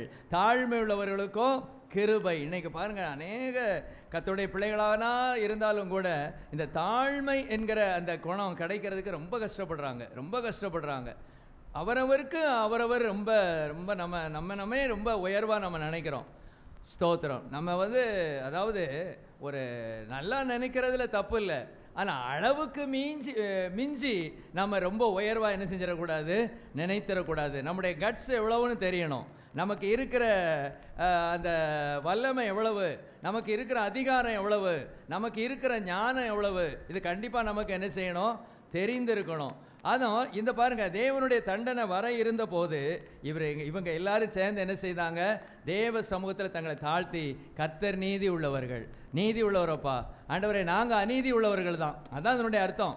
எப்படி செய்கிறாங்க? ஆண்டவரே நீர் நீதி உள்ளவர்னா என்ன அர்த்தம்? ஆண்டவரே நாங்கள் அநீதி உள்ளவர்கள். ஆண்டவரே நாங்கள் எங்களை நல்ல உயர்வாக நீர் கொண்டு வந்தீர். ஆண்டவரே ஒரு நல்ல இடத்துல எங்களை தூக்கி வச்சிரு. ஆனால் நாங்கள் என்ன செஞ்சிட்டோம்? அந்த நியாய பிரமாணத்தெல்லாம் என்ன செஞ்சிட்டோம்? விட்டுட்டோம். இந்த ஆட்கள் என்ன பண்ணாங்க பாருங்கள். எத்தனை வருஷம் அவனோடு இஸ்ரவேல் இதில் அந்த வசனம் சொல்லப்படலை, இன்னொரு இதில் சொல்லியிருக்கு. ரெகோபெயாம் ராஜ்யத்தை திடப்படுத்தி தன்னை பலப்படுத்தி கொண்ட பின் அவனும் அவனோட இஸ்ரவேல் அனைவரும் கர்த்தருடைய நியாய பிரமாணத்தை விட்டு விட்டார்கள். இன்னைக்கு சிலர் அப்படி தான், நல்லா வளர்ந்துட்டாங்கன்னா, பணம் நல்லா வர ஆரம்பிச்சிட்டு, ப்ரமோஷன் கிடைக்க ஆரம்பிச்சிட்டு, கை மேலே பணம், காரியங்கள் எல்லாம் வாய்க்குது. இனிமே எதுக்குங்க பைபிள் ஸ்டடி, இனிமே எதுக்குங்க உபவாச கூட்டம், ஞாயிற்றுக்கிழமை நினச்சா வருவேன், அழுது நான் வரமாட்டேன், ஏன் இஷ்டம், அதெல்லாம் நாங்கள் செய்ய முடியாது. ஞாயிற்றுக்கிழமையா அடப்போயா, அது சில பைத்தியங்கள் கிடக்கு. அந்த பைத்தியங்கள் மாத்திரம் சபைக்கு போகும், என் பாட்டுக்கு வேலைக்கு போவேன்.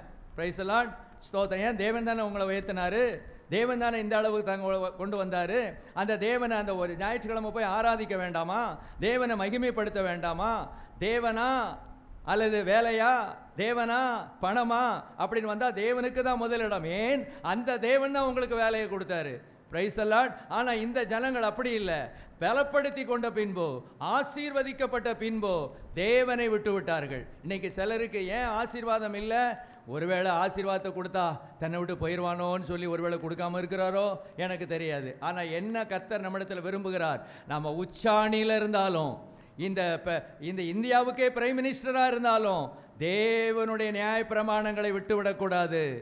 தேவனுடைய கட்டளைகளை என்ன செய்யக்கூடாது? விட்டுவிடக்கூடாது. இன்றைக்கி அதை பற்றிலாம் அக்கறை இல்லை. இது இன்றைக்கி தெரியாது. நம்ம ஓட்டத்தை முடிப்போம் பாருங்களேன். ஓட்டத்தை முடித்த பிறகு தேவன் ஒரு ரிவார்டு கொடுப்பாரு. பார்த்தீங்களா? நமக்கெல்லாம் ரிவார்டு கொடுப்பாரு பாருங்கள். அந்த நாளில் தான் தெரியும். அது வரைக்கும் ஒன்றுமே தெரியாது. அவர் சொல்லுவார், என் மகன் பைத்தியக்கார மாதிரி கத்திக்கிட்டு இருந்தானே, நீ அதை கேட்டியா? பைத்தியக்கார மாதிரி கத்திக்கிட்டு இருந்தானே, அதை நீ கேட்டியா? கேட்கலையே. நீ மாதத்தில் 2 நாள் தானே அங்கே சபைக்கே வர்ற. சபைக்கே வர்றது எத்தனை நாள் தான்? 2 நாள் தான். வசதி எதாவது இருக்கும்போது அந்த வேலை, இந்த வேலை, அந்த வேலை, இந்த வேலை, எதையாவது ஒன்று என்ன செஞ்சிடறோம், சொல்லிடுறோமே. அப்போ பாருங்கள், இவங்க அழகாக தாழ்த்தினாங்க. ஆண்டவரே நீர் நீதி உள்ளவர்களப்பா, நான் அநீதி உள்ளவர்கள் தான், நாங்கள் ஆத்திரப்பட்டுட்டோம். ஆண்டவரே நான் எங்களை நல்லா உயர்த்தி வச்சுருந்தீர். ஆண்டவரே எங்களெல்லாம் கனப்படுத்தி வச்சுருந்தீர். ஆனால் உங்களுடைய நியாயப்பிரமாணத்தை விட்டுட்டோம், தயவு செய்து மன்னியும் ஆண்டவரேன்னு சொல்லி தேவ சமூகத்திலே தங்களை என்ன செய்தார்கள்? தாழ்த்தினார்கள். தாழ்த்தினீங்கன்னா கர்த்தர் என்ன செய்வார்? கிருபை அளிப்பார், உயர்த்துவார், கனப்படுத்துவார், சொல்லிக்கிட்டே போகலாம். உங்களுக்கும் தெரியும். அப்போ தேவ கோபத்தை மாற்றியது எது? தேவ உக்கிரத்தை மாற்றியது எது?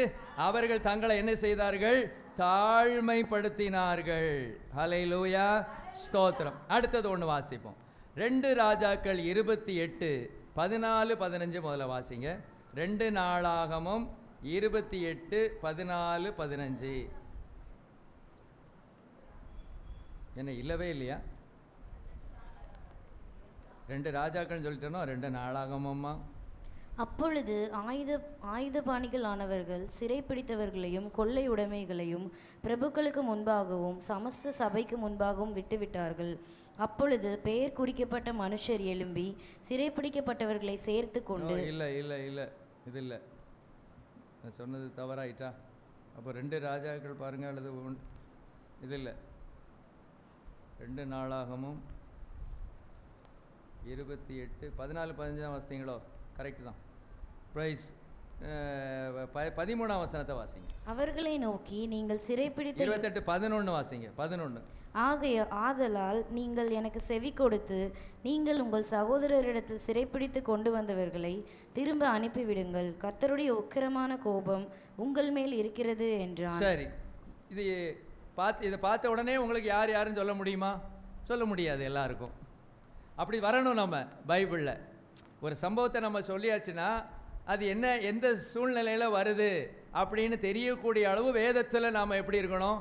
கரகண்டவர்களாக இருக்கணும். Praise Lord. இன்னொரு கதை வாசிக்கிறேன். ஆதலால் நீங்கள் எனக்கு செவி கொடுத்து நீங்கள் உங்கள் சகோதரரிடத்தில் சிறைப்பிடித்து கொண்டு வந்தவர்களை திரும்ப அனுப்பிவிடுங்கள், கர்த்தருடைய உக்கிரமான கோபம் உங்கள் மேல் இருக்கிறது என்றான். யார் மேலே இருக்கிறதுன்னு சொல்கிறார் தெரியுமா? இஸ்ரவேல் ஜனங்கள் மீது.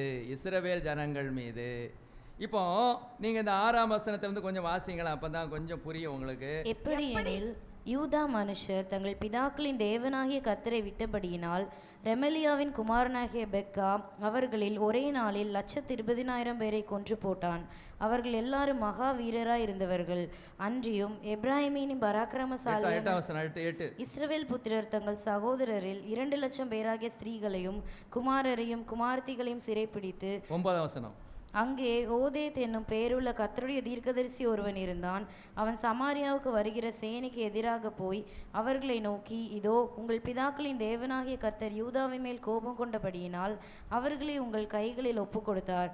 நீங்களோ வானபரியந்தம் எட்டுகிற உக்கிரத்தோடே அவர்களை சங்காரம் பண்ணினீர்கள். இப்போதும் யூதாவின் புத்திரரையும் எருசலேமியரையும் நீங்கள் உங்களுக்கு வேலைக்காரராகவும் வேலைக்காரிகளாகவும் கீழ்ப்படுத்த வேண்டும் என்று நினைக்கிறீர்கள். ஆனாலும் உங்கள் தேவனாகிய கர்த்தருக்கு விரோதமான குற்றங்கள் உங்களிடத்திலும் இல்லையோ? ஆதலால் நீங்கள் எனக்கு செவி கொடுத்து நீங்கள் உங்கள் சகோதரரிடத்தில் சிறைப்பிடித்து கொண்டு வந்தவர்களை திரும்ப அனுப்பிவிடுங்கள், கர்த்தருடைய உக்கிரமான கோபம் உங்கள் மேல் இருக்கிறது என்றார். சரி, இப்போ புரிஞ்சுக்கிட்டீங்களா? அந்த காரியங்கள் புரிஞ்சுக்கிட்டா? இஸ்ரவேல் ராஜா பேரு பெக்கா. இவர் யூதாவோடு என்ன செய்கிறாரு? சண்டை போட தேவன் அனுமதிக்கிறார். யூதா ஜனங்கள் அவங்க கர்த்தருக்கு விரோதமான பாவம் செய்ததுனால ஒரு ராஜாவை வச்சு இன்னொரு ராஜாவை என்ன செய்கிறாரு? அவர் தன்னுடைய வேலையை செய்கிறாரு. ஆனால் அவங்க என்ன செஞ்சிட்டாங்களாம்? அகோரமாக, ரொம்ப கொடூரமாக என்ன செஞ்சிட்டாங்க? யூதா ஜனங்களை அழிச்சிட்டாங்க. நிறைய பேரை சிறைப்பிடிச்சிட்டாங்க, நிறைய கொண்டு போயிட்டாங்க. இது ஆண்டவருக்கு ரொம்ப வருத்தம். எப்பா உன்ட்டே கோபம், உன் மேலே எனக்கு என்ன இருக்குது? கோபம் இருக்குது. உங்கள்கிட்ட எவ்வளோ பாவம் இருக்குது. ஐயோ, அவன் பாவம் செஞ்சதுனால அவனை அழிக்கிறதுக்கு உனக்கு ஒப்பு கொடுத்தேன். ஆனால் நீ என்ன பண்ணுறேன்னா வானபரிந்தையும் பெருசம் பண்ணிட்டிய. ஒரு 100 பேரை கொல்லுனா நீ 1,00,000 பேரை கொன்னுட்டிய. அடா படுபாவிகளா அப்படின்னு சொல்லி ஆண்டவருக்கு பயங்கர கோபம் இப்போ யார் மேலே வருது? இந்த இஸ்ரவேல் தேச வேலை வருது. அதனால தான் அவர் சொல்கிறாரு, ஆதலால் நீங்கள் எனக்கு செவி கொடுத்து நீங்கள் உங்கள் சகோதரரிடத்தில் சிறைப்பிடித்து கொண்டு வந்தவர்களை திரும்ப அனுப்பிவிடுங்கள், கர்த்தருடைய உக்கிரமான கோபம் உங்கள் மேல் இருக்கிறது. அவங்க எவ்வளோ வேற சிறைப்பிடிச்சாங்கன்னா 8ஆம் வசனத்தில் இருக்கு. இஸ்ரவேல் புத்திரர் தங்கள் சகோதரரில் 2,00,000 பேராகிய ஸ்திரீகளையும் குமாரரையும் குமாரத்தைகளையும் சிறைப்பிடித்தார்கள். எத்தனை பேரை? 2,00,000 பேரை. இப்போ ஆண்டவர் சொல்றாரு, மரியாதையாக அவங்கள என்ன செஞ்சிரு? விட்டுரு. உங்கள் மேலே எனக்கு பயங்கரமான கோபம் எனக்கு இருக்குன்னு சொல்கிறாரு. உடனே அவங்க என்ன செஞ்சாங்க? கர்த்தருடைய வார்த்தைக்கு கீழ்ப்படிந்து அத்தனை பேரையும் விட்டுட்டாங்க. அதுதான் அந்த 14-15 வாசித்தோம். அப்போது ஆயுதம் பாணியானவர்கள் சிறைப்பிடித்தவர்களையும் கொள்ளையுடைமைகளையும் பிரபுக்களுக்கு முன்பாகவும் சமஸ்த சபைக்கு முன்பாகவும் விட்டுவிட்டார்கள். அது அடுத்து என்னெல்லாம் செஞ்சாங்கன்னு இருக்கு. அப்போ இதுக்கு அதாவது தேவனுடைய கோபத்தை மாற்றியது எது? இப்போ நீங்கள் தான் சொல்லணும். இதுக்கு கர்த்தருடைய வார்த்தைக்கு கீழ்ப்படிந்தார்கள். ஹல்லேலூயா. தேவன் செய்ய சொன்னதை செய்தார்கள். அவங்கள விட்டுருங்கன்னு சொன்னாங்க. இப்போ அவங்க இப்படி செஞ்சிருந்தா அதெல்லாம் விட மாட்டேன் ஆண்டவரே, உமக்கு தெரியாது எவ்வளவு கஷ்டப்பட்டு நாங்கள் சண்டை போட்டு இந்த 2,00,000 பேரையும் என்ன செஞ்சுருக்கோம், நாங்கள் கொண்டு வந்திருக்கோம் அப்படின்னு அவங்க சொல்லாமல் அதை பாருங்கள். அது அப்பொழுது பேர் குறிக்கப்பட்ட மனுஷர் எழும்பி சிறைப்பட்டி சேர்த்து கொண்டு அவர்களில் வஸ்திரமில்லாத சகலருக்கும் கொள்ளையில் எடுக்கப்பட்ட வஸ்திரங்களை கொடுத்து உடுப்பையும் பாதரட்சைகளையும் போடுவித்து அவர்களுக்கு சாப்பிடவும் குடிக்கவும் கொடுத்து அவர்களுக்கு எண்ணெய் வார்த்து அவர்களில் பலட்சியமானவர்களை எல்லாம் கழுதையின் மேல் ஏற்றி பேரிச்ச மரங்களின் பட்டணமாகிய எரிகோவிலே அவர்கள் சகோதரத்தில் கொண்டு வந்து விட்டு சமாரியாவுக்கு திரும்பினார்கள். முழுமையான கீழ்ப்படிதல். ஒரு அல்லேலூயா சொல்லுங்க. Price the Lord. ஆண்டவர் சொன்னது என்னதான் சொன்னார்? சிறைப்பிடித்து கொண்டு வந்தவர்களை திருப்பி அனுப்பிவிடுங்கள்னு சொன்னார். ஆனால் இவங்க என்ன செஞ்சாங்க? கொள்ளையடித்து கொண்டு வந்த எல்லா பொருட்களையும் கொடுத்து அவங்களுக்கு பலட்சியமானவர்களை ஒரு வாகனத்தில் ஏற்றி அவங்களுக்கு உணவு கொடுத்து உடை கொடுத்து செருப்பு கொடுத்து அவங்களை கனப்படுத்தி அவங்கள எங்கே பிடிச்சாங்களோ அங்கே கொண்டு விட்டுட்டு வந்துட்டாங்க. தேவனுடைய கோபம் அவர்களை விட்டு நீங்கி விட்டது. ஹல்லேலூயா. ஒருவேளை தேவ கோபம் நம்மிடத்தில் இருக்கும் என்றால், தேவனுக்கு விரோதமான பாவத்தை நாம் செய்து கொண்டிருப்போம் என்றால், கர்த்தர் நம்மிடத்தில் எதிர்பார்க்கிறது என்னவென்றால், கர்த்தருடைய வார்த்தைகளுக்கு நாம் என்ன செய்யணும்? கீழ்ப்படியணும். தேவன் சொன்னதை செய்யணும். ஒரு பிரச்சனையெல்லாம் ஆண்டவர் சொல்லுவார், இதை நீ செஞ்சிரு அப்படின்னு சொல்லுவார். தேவ கோபம் நம்ம மேல இருக்கும்போது சொல்லுவார், உன் மனைவியோட ஒப்புரவாகுன்னு சொல்லுவார். ஒரு எக்ஸாம்பிள். உடனே நாம சொல்லி, ஆமாம், மனைவி செய்கிற வண்டவாளம் உமக்கு தெரியாதியா, நீர் என் வீட்டில் வந்து உட்கார்ந்தாதான் தெரியும் உமக்கு, ஸ்தோத்திரம் அப்படின்னு நீங்கள் சொல்கிறது எனக்கு கேட்குது காதில், அதுவும் விழுது. ஆனால் ஆண்டவர் இப்படி சொல்கிறாருன்னு வச்சுக்கோங்க, தேவ கோபம் உங்கள் குடும்பத்து மேலே இருக்குது, அதுக்கு நீ என்ன செய்யணும்னா உன் மனைவியிட்ட போய் ஒப்புரவாகுன்னு சொல்லுவார். அல்லது மனைவியிட்ட சொல்லுவார், நீ கணவனோடு என்ன செய், ஒப்புரவாகுன்னு சொல்லுவார். அல்லது பெற்றோருக்கும் பிள்ளைகளுக்கும் ஏதாவது ஒரு பிணக்கு சில பிரச்சனைகள் வரும்போது ஆண்டவர் சொல்லுவார், நீ ஒப்புரவாகுன்னு சொல்லுவார், நீ இதை செய்யின்னு சொல்லுவார். அப்படி நம்ம கர்த்தர் சொல்லும்போது அதை நாம் செய்துட்டோன்னு வைங்கிறேன், தேவ கோபம் நம்ம விட்டு போயிடும். ஹல்லேலூயா, ஸ்தோத்திரம். அதில் புரிந்தவங்க அல்லேலூயா சொல்லுங்க. ஹல்லேலூயா, பிரைஸ் தி லார்ட். சொல்லிக்கிட்டே வரலாம். இப்படி இன்னும் பாருங்க, 2 நாளாகமம் 33:13 வாசிங்க. 2 நாளாகமம் 33:13. அவரை நோக்கி அவன் விண்ணப்பம் பண்ணி கொண்டிருக்கிற போது அவன் கெஞ்சுதலுக்கு இறங்கி அவன் ஜெபத்தை கேட்டு அவனை திரும்ப எருசலேமில் உள்ள தன்னுடைய ராஜ்யத்துக்கு வர பண்ணினார். கர்த்தரே தேவன் என்று அப்பொழுது மனாசே அறிந்தான். சரி, 6ஆம் வசனம் வாசிங்க. அவன் இன்னும் குமாரரின் பள்ளத்தாக்கிலே தன் குமாரரை தீமிதிக்க பண்ணி நாளும் நிமித்தமும் பார்த்து பெல்லி சூனியங்களை அனுசரித்து அஞ்சனம் பார்க்கிறவர்களையும் குறி சொல்லுகிறவர்களையும் வைத்து கர்த்தருக்கு கோபம் உண்டாக அவர் பார்வைக்கு மிகுதியும் பொல்லாப்பானதை செய்தான். சரி, இது யாரு? மனாசே யாரு? எசேக்கியா ராஜாவுடைய மகன், ஒரு நல்ல தேவனுடைய பிள்ளையினுடைய மகன். ஆனால் அவனுடைய கேரக்டர் நீங்கள் வாசித்து பார்த்தீங்கன்னா 2ஆம் வசனத்தில் இருந்தே இருக்குது. அவர் ஜாதியோட அடுவடிப்படி நடந்தார், கர்த்தரின் பார்வைக்கு பொல்லாப்பானது செஞ்சார், எசேக்கியா தகர்த்து போட்ட மேடைகளை கட்டினார், பாகாலுக்கு பலிபீடங்களை எடுப்பித்தார், வானத்தின் சேனையை பணிந்து கொண்டார். இன்னும் பயங்கரமான ஒரு காரியத்தை செஞ்சுட்டு போயிட்டார்.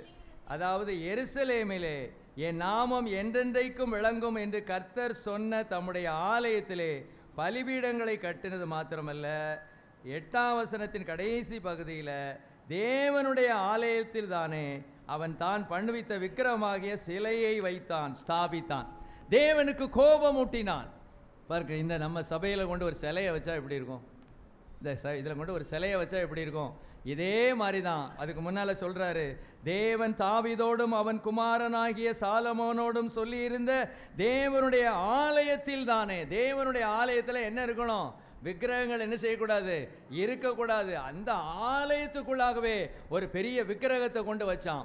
அதனால தான் ஆண்டவர் சொல்றாரு, கர்த்தருக்கு கோபம் உண்டாக அவர் பார்வைக்கு மிகுதியும் பொல்லாப்பானதை செய்தான். அவரை கோபப்படுத்தினான். அவரை கோபப்படுத்தினது காரணம் மிகுதியான பாவம். அது எப்படி அவர் கம்பேர் பண்றாரு பாருங்க. கர்த்தர் இஸ்ரவேல் புத்திரருக்கு முன்பாக துரத்தின ஜாதிகளுடைய அருவருப்புகளின்படியே அவன் கர்த்தரின் பார்வைக்கு பொல்லாப்பானதை செய்தான். இவன் ஒரு தேவனுடைய பிள்ளை, இவர் யெகோவா தேவனை வணங்குகிறவன், உண்மையான தேவனை தெய்வமாக கொண்டிருக்கிறவன். அதாவது மற்ற ஜனங்கள் வணங்குகிறபடி அல்லது மற்ற ஜனங்கள் செய்கிறபடி அவங்கள போல இவனுமே இருந்தான். இன்னைக்கு எத்தனையோ கிறிஸ்தவர்கள் என்று சொல்லிக் கொள்ளுகிறவர்கள் மற்ற ஜனங்கள் இருக்கிறது போல இருக்கிறதை பார்க்கிறோமே. அவங்க எப்படி இருக்கிறாங்களோ அப்படியே தான் நாமும் கர்த்தருடைய பிள்ளைகள். ஆனால் ஒன்று வித்தியாசம், நம்ம இயேசுவேன்னு கூப்பிடுறோம், ஏசப்பான்னு கூப்பிடுறோம், அவங்க வேற மாதிரி கூப்பிடுறாங்க. இந்த 2 தான் வித்தியாசமே ஒழிய அநேகருடைய வாழ்க்கையிலே அல்லது ஒரு சிலருடைய வாழ்க்கையிலே எப்படி தான் இருக்குது? கர்த்தரின் பார்வைக்கு பொல்லாப்பானதை செய்கிற குணம், பயங்கரமான குணம். நிறைய அவருடைய குணத்தெல்லாம் நீங்கள் வாசித்தீங்க. இது தேவனை வேதனைப்படுத்தியது. அந்த வேதனை எதா மாறுது? கோபமாக மாறுகிறது. கர்த்தருக்கு கோபம் உண்டாக அவர் பார்வைக்கு மிகுதியும் பொல்லாப்பானதை செய்தான். ஹல்லேலூயா. சரி, இப்போ அவனுக்கு நெருக்கம் வந்துட்டு, பிரச்சனை வந்துட்டு, அவனை என்ன செஞ்சிட்டாங்க? சங்கிலினால் கட்டிட்டாங்க. இப்போ முள்செடி பக்கத்தில் அவனை பிடிச்சிட்டாங்க. இந்த சூழ்நிலையில் அவர் என்ன செய்கிறாருன்னு பாருங்க. இப்படி அவர் 12ஆம் வசனம், அவன் நெருக்கப்படுகையில் தன் தேவனாகிய கர்த்தரை நோக்கி கெஞ்சி தன் பிதாக்களின் தேவனுக்கு முன்பாகவும் தன்னை தாழ்த்தினான். அவரை நோக்கி அவன் விண்ணப்பம் பண்ணி கொண்டிருக்கிற போது அவர் அவன் கெஞ்சுதலுக்கு இறங்கி அவன் ஜெபத்தை கேட்டு அவனை திரும்ப எருசலேமில் உள்ள தன்னுடைய ராஜ்யத்திற்கு வரப்பண்ணினார். கர்த்தரே தேவன் என்று அப்பொழுது மனாசே அறிந்தான். ஹல்லேலூயா, பிரைஸ் தி லார்ட், ஸ்தோத்திரம். அப்போ புரிஞ்சுக்கிட்டீங்களா? கோபம் உண்டாக்கணும், உண்மைதான். கர்த்தருடைய பார்வைக்கு பொல்லாப்பானதை செய்தான். நிறைய பொல்லாப்பானதை அவர் செஞ்சிருக்கிறாரு. அதில் மேக்சிமம் உள்ள எதுதான் நான் பார்க்குறேன் அப்படின்னா, ரொம்ப முக்கியமானது, தேவனுடைய ஆலயத்தில் தானே அவன் தான் பண்ணுவித்த விக்கிரகத்தை கொண்டு வச்சான். அது பயங்கரமான ஒரு காரியம். விக்கிரகத்தை தேவன் வணங்க விரும்புகிறதே இல்லை. அந்த நியாயப்பிரமாணத்தில் முதல் கட்டளையே என்ன? என்னை அன்றி உனக்கு வேறு தேவர்கள் உண்டாய் இருக்க வேண்டாம்.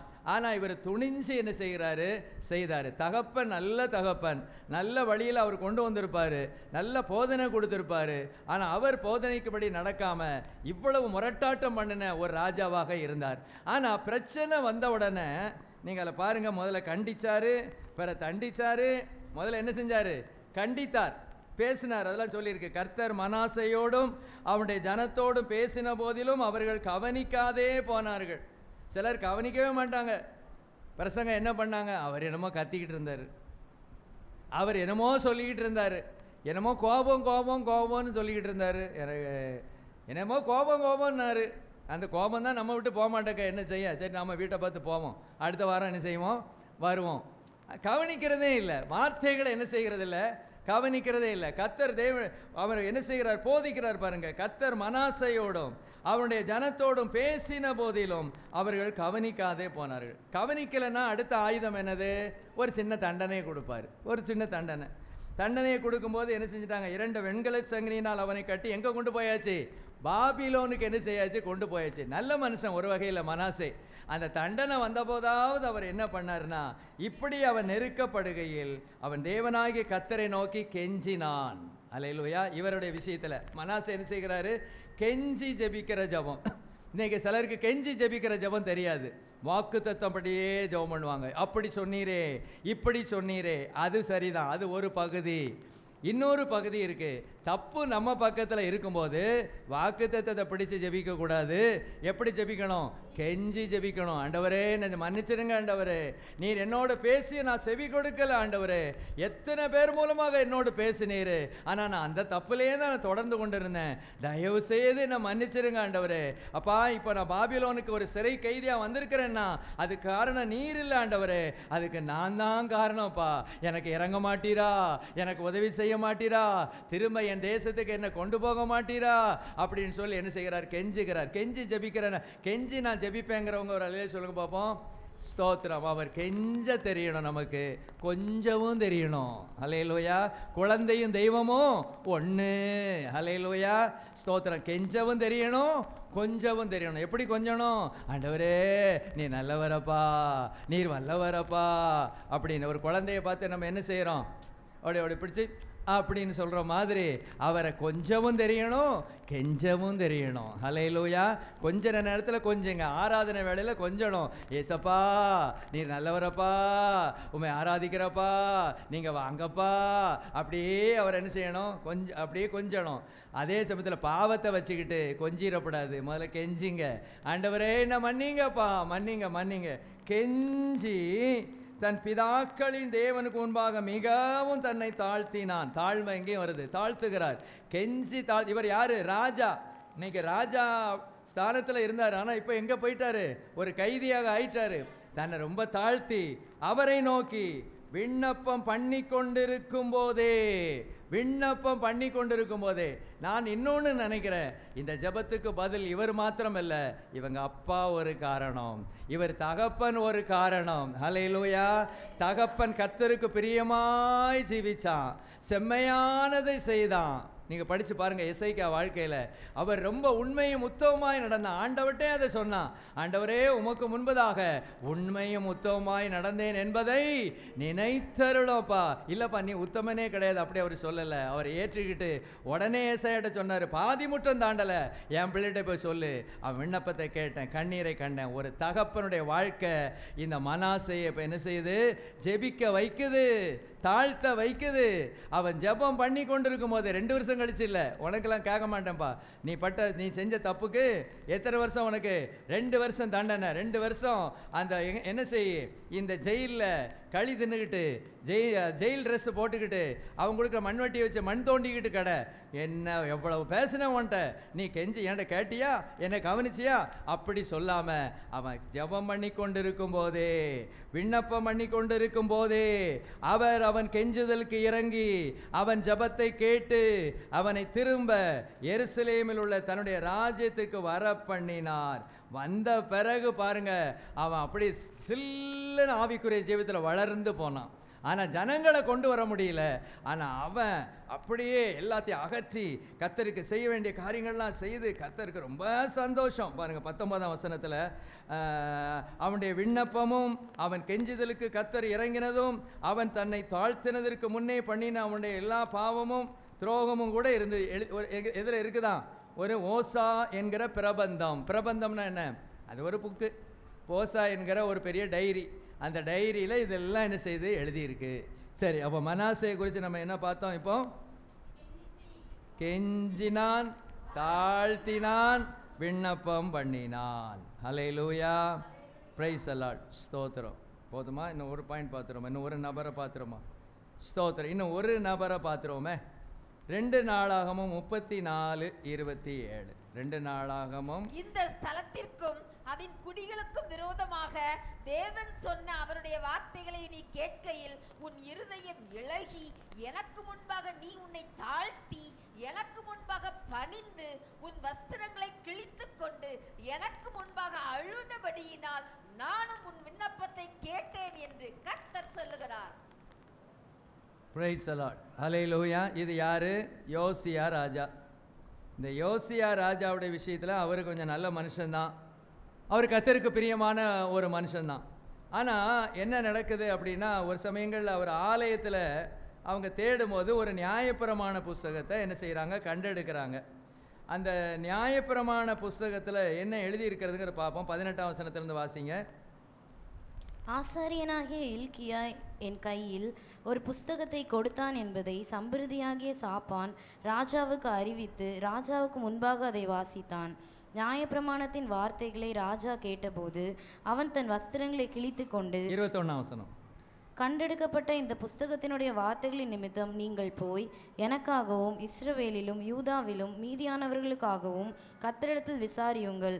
இந்த புஸ்தகத்தில் எழுதியிருக்கிற எல்லாவற்றின்படியையும் செய்யும்படிக்கு கர்த்தருடைய வார்த்தையை நம்முடைய பிதாக்கள் கைக்கொள்ளாதே போனபடியினால் நம்மேல் மூண்ட கர்த்தருடைய உக்கிரம் பெரியது என்றான். சரி, இது சொன்னது யாரு? யோசியா சொன்னார். அப்போ அதாவது ஒரு புஸ்தகத்தை கண்டெடுக்கிறாங்க எங்க? ஆலயத்தில். அப்போ அதில் எழுதியிருந்ததெல்லாம் வாசித்ததை என்ன செய்கிறாரு? வாசித்ததை இவர் கேட்கிறார். கேட்டு வஸ்திரத்தெல்லாம் கிழிச்சிக்கிட்டு இருக்காரு. அப்போ இவர் என்ன சொல்கிறாருன்னா,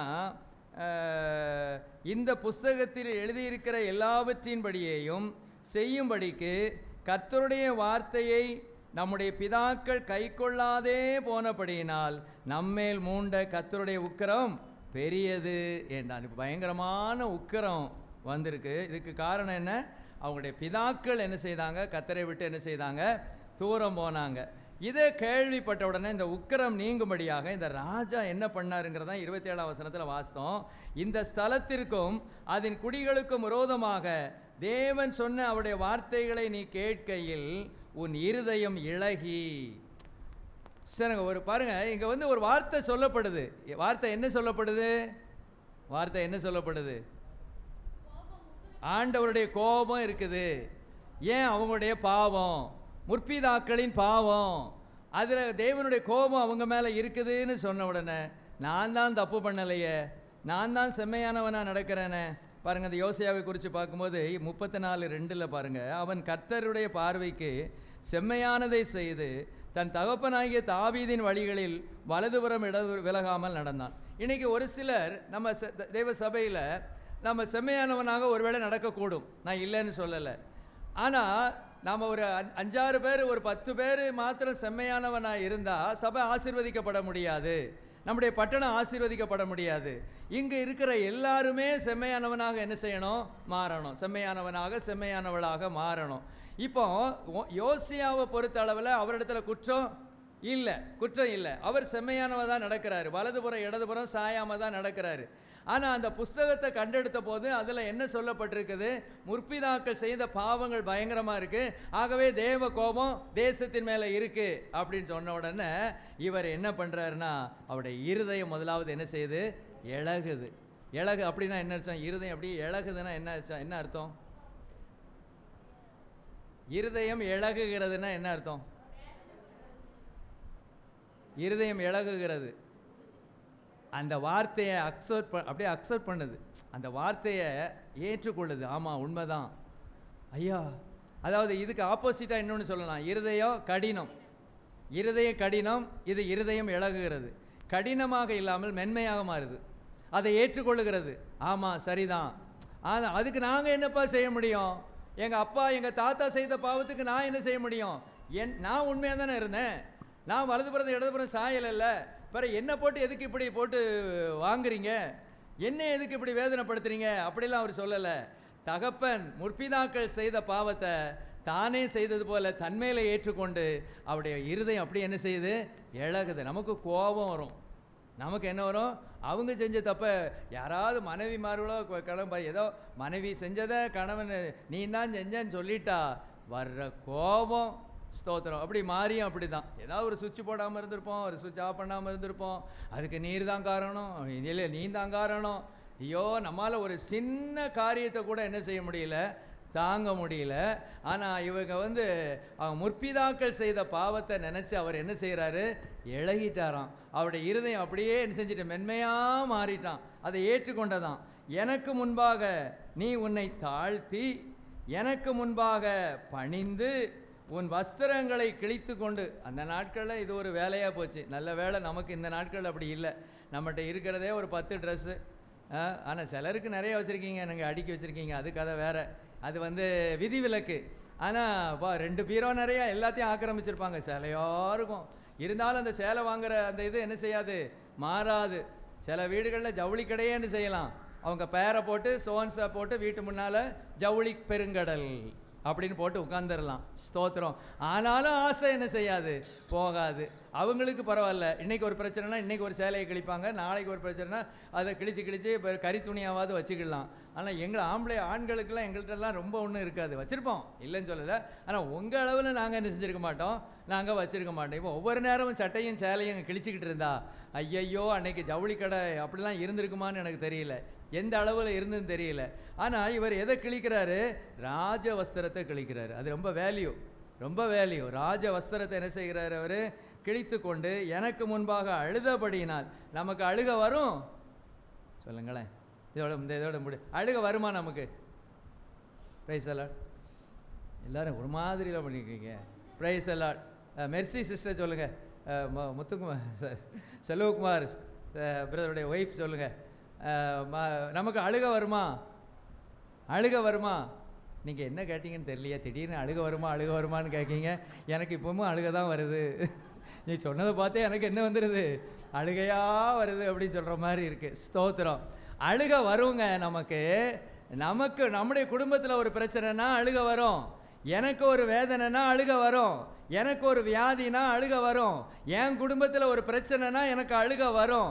ஆனால் என் தேச மக்களை பற்றி எனக்கு என்ன, இந்த 8ஆம் நம்பர் மக்கள் வந்தால் என்ன போனால் என்ன, எப்படி இருந்துட்டு போட்டோம், அவங்க எப்படி. ஒரு குடிகாரனை பார்த்து நமக்கு அழுக வருதாக்கும், ஸ்தோத்திரம். ஒரு பாவம் செய்கிற மக்களை பார்த்து நம்ம ஏசிட்டே போகிறோம், குடியாரப்ப கிடக்காம்பார், இப்படி சொல்லிக்கிட்டு தான் போவோமே ஒழிய அழுவோமா? சும்மா நம்ம ஈஸியாக வாசிச்சுட்டு போயிடுறோம். யோசியா ஒரு ராஜா, அவர் என்ன செய்கிறார்? அழுகிறார். யாருக்காக? ஐயோ என் ஜனம், ஐயோ என்னுடைய முற்பிதாக்கள் செய்த பாவத்தினால தேவன் கோபமாக இருக்கிறாரு. அந்த கோபத்தை அவங்க தணிக்காட்டாலும் நான் தணிக்கணும். எப்படி வாழ்ந்திருக்காங்க பாருங்க. Praise Lord. இதெல்லாம் உங்களை அசைக்கலையா? இந்த வார்த்தைகள்லாம் உங்களோடு பேசலையா? பிரைஸ் அலாட், ஸ்தோத்திரம். பாருங்க, அழுதபடியினால் நானும் உன் விண்ணப்பத்தை கேட்டேன் என்று கர்த்தர் சொல்லுகிறார். ஹல்லேலூயா. எப்படி இருக்கு உங்களை? எப்படி அது விளங்குதா? புரியுதா? ஸ்தோத்திரம். அப்போ தேவ கோபத்தை ஒரே ஒரு மனிதர், எல்லாரும் சேர்ந்து இல்லை, சில இடத்துல கூட்டாக சேர்ந்து செஞ்சுருக்காங்க. இவர் அப்படி இல்லை, இவர் மாத்திரம் முழங்கால் போட்டு தேவ சமூகத்தில் கதறி கண்ணீர் வடித்து தன்னை தாழ்த்தி ஒப்பு கொடுத்ததை அவர் சொல்கிறாரு, நானும் என் விண்ணப்பத்தை கேட்டேன் என்று. அப்போ நம்ம விண்ணப்பம் கேட்கிற விதமாக இருக்கணும். ஹல்லேலூயா, ஸ்தோத்திரம். எப்படிப்பட்ட ஒரு தேவ மனிதன் பாருங்கள் இந்த யோசியா ராஜா. ஸ்தோத்திரம். ஜனத்துக்காக தேவனுடைய கோபத்தை தடுத்து நிறுத்துவதற்காக அவன் செய்தது என்ன? இருதயம் சொல்லுங்க, இளகியது, தாழ்த்தினார், பணிந்து கொண்டார், வஸ்திரங்களை கிழித்து கொண்டார், அழுதார், விண்ணப்பம் பண்ணினார். ஸ்தோத்திரம். என்ன செஞ்சாரு? விண்ணப்பம். ஆண்டவரே இறங்கும், ஆண்டவரே அந்த இல்கியா மூலமாக ஆண்டவரே அந்த கண்டெடுத்த அந்த நியாயப்பிரமாணத்தில் எழுதியிருக்கிறபடி ஆண்டவரே எங்கள் தேசத்து ஜனங்களுக்கு வந்துடக்கூடாது ஆண்டவரே. நீர் கோபப்பட்ட அவங்க கோபத்துக்கு முன்பாக யாருப்பா நிற்க முடியும்? நிற்க முடியாது ஆண்டவரே. எங்கள் மக்களுக்கு இறங்கும்பா, இறங்க ஆண்டவரே சொல்லி என்ன செய்கிறாரு? அவர் என்ன செய்கிறார்? ஜெபம் பண்ணுறாரு. அதுக்கு முன்னால் ஒன்றும் செஞ்சார். என்ன செஞ்சார்? பார்க்காம சொல்லுங்கள். இதை நீங்கள் சொல்லிட்டீங்கன்னா என்ன செய்ய உங்களுக்கு பாருங்க, 22ஆம் வசனத்தில் இருக்கு. உல்தாள் என்னும் தீர்க்கதரிசியானவனிடத்தில் போனார்கள். அனுப்புகிறார் ஆளை. என்ன செய்கிறார்? அப்பொழுது இல்கியாவை விசாரிப்புக்கா மனைவியாகி அவங்ககிட்ட என்ன செய்கிறாரு? ஆட்களை என்ன செய்கிறார்? அனுப்புகிறார். அப்போ அவங்க மூலமாக தான், யார் மூலமாக? உல்தாள் மூலமாக கர்த்தர் பேசுகிறாரு. டைரக்டாக யோசியா ராஜாவோடு பேசலை. உல்தாள் தீர்க்கதரிசி மூலமாக கர்த்தர் யாரோடு பேசுகிறார்? ராஜாவோடு பேசுகிறார். ராஜாவுடைய பணி வேறு, தீர்க்கதரிசியுடைய பணி வேறு. ஸ்தோத்திரம். எப்போதும் அவரோடு பேசாம தன்னுடைய தீர்க்கதரிசியின் மூலமாக கர்த்தர் என்ன செய்கிறார்? பேசுகிறார். இவர் ராஜாவாக இருந்தாலும் தீர்க்கதரிசியை மதிக்கிறது அவருக்கு தெரிஞ்சிருந்துச்சு. நான் ஒரு ராஜா, நான் ஒரு பெரிய பணக்காரன், நான் ஒரு பெரிய கோடீஸ்வரன் அப்படின்னு நினைக்காம தீர்க்கதரிசியை மதித்தார். அந்த பாயிண்டை இதில் சேர்த்துக்கணும். அல்லேலூயா. நானே என் காரியத்தை பார்த்து கொள்வேன், நானே ஜெபம் பண்ணி கொள்வேன் என்று மாத்திரம் அவர் இருக்காமல், அவர் ஐயோ நான் என்ன செய்யணும், ஆண்டவர் என்னோடு பேசணுமே, அந்த தீர்க்கதரிசி மூலமாக பேசணுமேன்னு உல்தாள் என்கிற தீர்க்கதரிசி இடத்துல ஆட்களை அனுப்பினார். அவங்க மூலமாக சொல்லப்படுகிறதா இது. பாருங்க, அந்த 24ஆம் வசனத்தில் 26ஆம் வசனத்தில் அப்படி தான் இருக்குது. கர்த்தரிடத்தில் விசாரிக்கிறதற்கு உங்களை அனுப்பின யூதாவின் ராஜாவினிடத்தில் நீங்கள் போய் நீ கேட்ட வார்த்தைகளை குறித்து இஸ்ரவேலின் தேவனாகிய கர்த்தர் சொல்லுகிறது என்னவென்றால். அல்லேலூயா, அல்லே சொல்லுங்க. நாம ஜெபிக்கிற ஜெபத்தை தேவன் கேட்கிறார். நாம வடிக்கிற கண்ணீரை கர்த்தர் காண்கிறார். நம்முடைய விண்ணப்பம் அவருடைய சமூகத்தில் போகிறது. ஏதோ நம்ம சும்மா என்னத்தையோ வளர்றோம் அப்படி நம்ம நினைக்கக்கூடாது. என்னத்தையோ ஜெபம் பண்ணுறோம், என்ன செய்ய ஜெபம் பண்ண சொன்னாங்க, ஜெபம் பண்ணுறோம். உபாச ஜெபத்துக்கு வந்தால் ஏதோ ஒரு குறிப்பை சொல்கிறாங்க, நாங்கள் ஜெபம் பண்ணுறோம். அப்படி இல்லை. அந்த ஜெபம் வேல்யூபிள் ஜெபம். அந்த ஜெபம் தேவ சமூகத்தை போய் எட்டுகிறது, அது பரலோகத்தை போய் எட்டுகிறது. ஸ்தோத்திரம். சிலருக்கு இது புரியவே இல்லை, அதனால ஜெபம் பண்ணவே மாட்டாங்க. ஜபமாக அது பார்த்துக்கலாம், ஸ்தோத்திரம். ஆராதனை அது பார்த்துக்கலாம். இல்லை, நாம் ஸ்தோத்திர பலி எடுக்கிறோமா அது தேவ சமூகத்தை போய் எட்டுகிறது. நாம் விண்ணப்பம் பண்ணுகிறோமா அது தேவ சமூகத்தை போய் எட்டுகிறது. அவருடைய சமூகத்தில் அழுகிறோமா அது தேவ சமூகத்தை போய் எட்டுகிறது. அல்லேலூயா, ஸ்தோத்திரம். இப்போ எத்தனை பேரை பார்த்தோம்? முடிச்சுட்டேன், நேரம் ஆயிட்டு. சொல்லுங்கள். நம்பர் 1 யோசபாத். ஆண்டவரே அது எதனால் அந்த கோபத்தை தடுத்தார்? அவருடைய நற்குணங்கள். ஆண்டவர் அப்படியே சொன்னார், ஆகிலும் நீர் விக்கிரக தோப்புகளை தேசத்தை விட்டு அகற்றி தேவனை தேட உம்முடைய இருதயத்தை நேராக்கின விஷயத்தில் நன்மையான காரியங்கள் உம்மிடத்தில் காணப்பட்டது. அப்போ நன்மையான காரியங்கள் நம்மிடத்தில் காணப்படணும்னு நம்ம ரொம்ப வாஞ்சிக்கணும். ஆண்டவர் என்ற ஜபத்தை மாத்திரமல்ல, என்னுடைய கேரக்டரையும் அவர் பார்த்துக்கிட்டே இருக்கிறாரு. அல்லேலூயா. அதெல்லாம் ஒன்றும் வேண்டாங்க, நன்மையான காரியங்கள் பார்த்துக்கலாம், போதும், ரசிக்கப்பட்டாச்சு, பரலோகத்து போய் சேர்ந்துரும். அப்படி கிடையாது. நன்மையான காரியங்கள் வர வர வர ஒருவேளை ஒரு தப்பு பண்ணிட்டாலும் இது கொஞ்சம் அதை என்ன செய்யுது? மேனேஜ் பண்ணுது. கொஞ்சம் அதில் தேவன் கொஞ்சம் நமக்கு கோபத்தை என்ன செய்கிறாரு, நிறுத்துகிறார். ரெண்டாவது பார்த்தோம் கன்றுக்குட்டி வணக்கத்தில் மோசேயினுடைய கெஞ்சி பிரார்த்தித்தான். அப்படியே ஆரோன் விஷயத்திலும் கூட அவர் விண்ணப்பம் பண்ணினார். அது என்ன செய்தது, தேவனுடைய கோபத்தை தடுத்தது. மூன்றாவது ரெகோபெயாம் விஷயத்தில் நம்ம பார்த்தோம், அவங்க என்ன செய்தாங்க, தங்களை தாழ்த்தினார்கள். மூன்றாவது யாருடைய விஷயத்தில் பார்த்தோம், யூதா. அவங்க என்ன செய்தாங்க, ஆதலால் நீங்கள் எனக்கு செவி கொடுத்து நீங்கள் உங்கள் சகோதரத்தில் சிறைப்பிடித்து கொண்டு வந்தவர்களை திரும்ப அனுப்பிவிடுங்கள். கர்த்தருடைய வார்த்தைக்கு என்ன செய்தாங்க, கீழ்ப்படிந்தார்கள். ஆண்டவர் சொன்னார், யூதா மக்களை என்ன செஞ்சிருங்க, திருப்பி அனுப்பிடுங்கன்னு சொன்னாங்க. உடனே அப்படியே திருப்பி அனுப்புறது மாத்திரம் இல்லை, கொள்ளைகளை எல்லாம் திருப்பி கொடுத்து, சட்டையை கொடுத்து, செருப்பை கொடுத்து, சாப்பாட்டை கொடுத்து, விருந்து கொடுத்து, அவங்கள எங்கே, அது பலவீனமானவர்களை குதிரை மேலே ஏற்றி அவங்கள எங்கே கொண்டு விட்டுட்டாங்க, பேரிச்சை மரங்களின், அது என்ன பேரிச்சை மரங்களின் பட்டணம் எது, எரிகோவில் கொண்டு என்ன செஞ்சிட்டாங்க, விட்டுட்டு வந்துட்டாங்க. அடுத்தது என்ன பார்த்தோம், மனாசை விஷயத்தில் கெஞ்சினான், தாழ்த்தினான், விண்ணப்பம் பண்ணினான். யோசியா விஷயத்தில் நிறைய என்ன செய்தோம் நாம் பார்த்தோம். இதெல்லாம் ரொம்ப ஆச்சரியமாக இருக்குது. நம்ம ஈஸியாக வாசிட்டு போயிடுறோம். அவர் ஒரு ராஜா, அவருக்கு எத்தனையோ பொறுப்பு இருக்குது, எத்தனையோ வேலை இருக்குது. இப்போ நம்மகிட்ட கேளுங்க, we are too busy.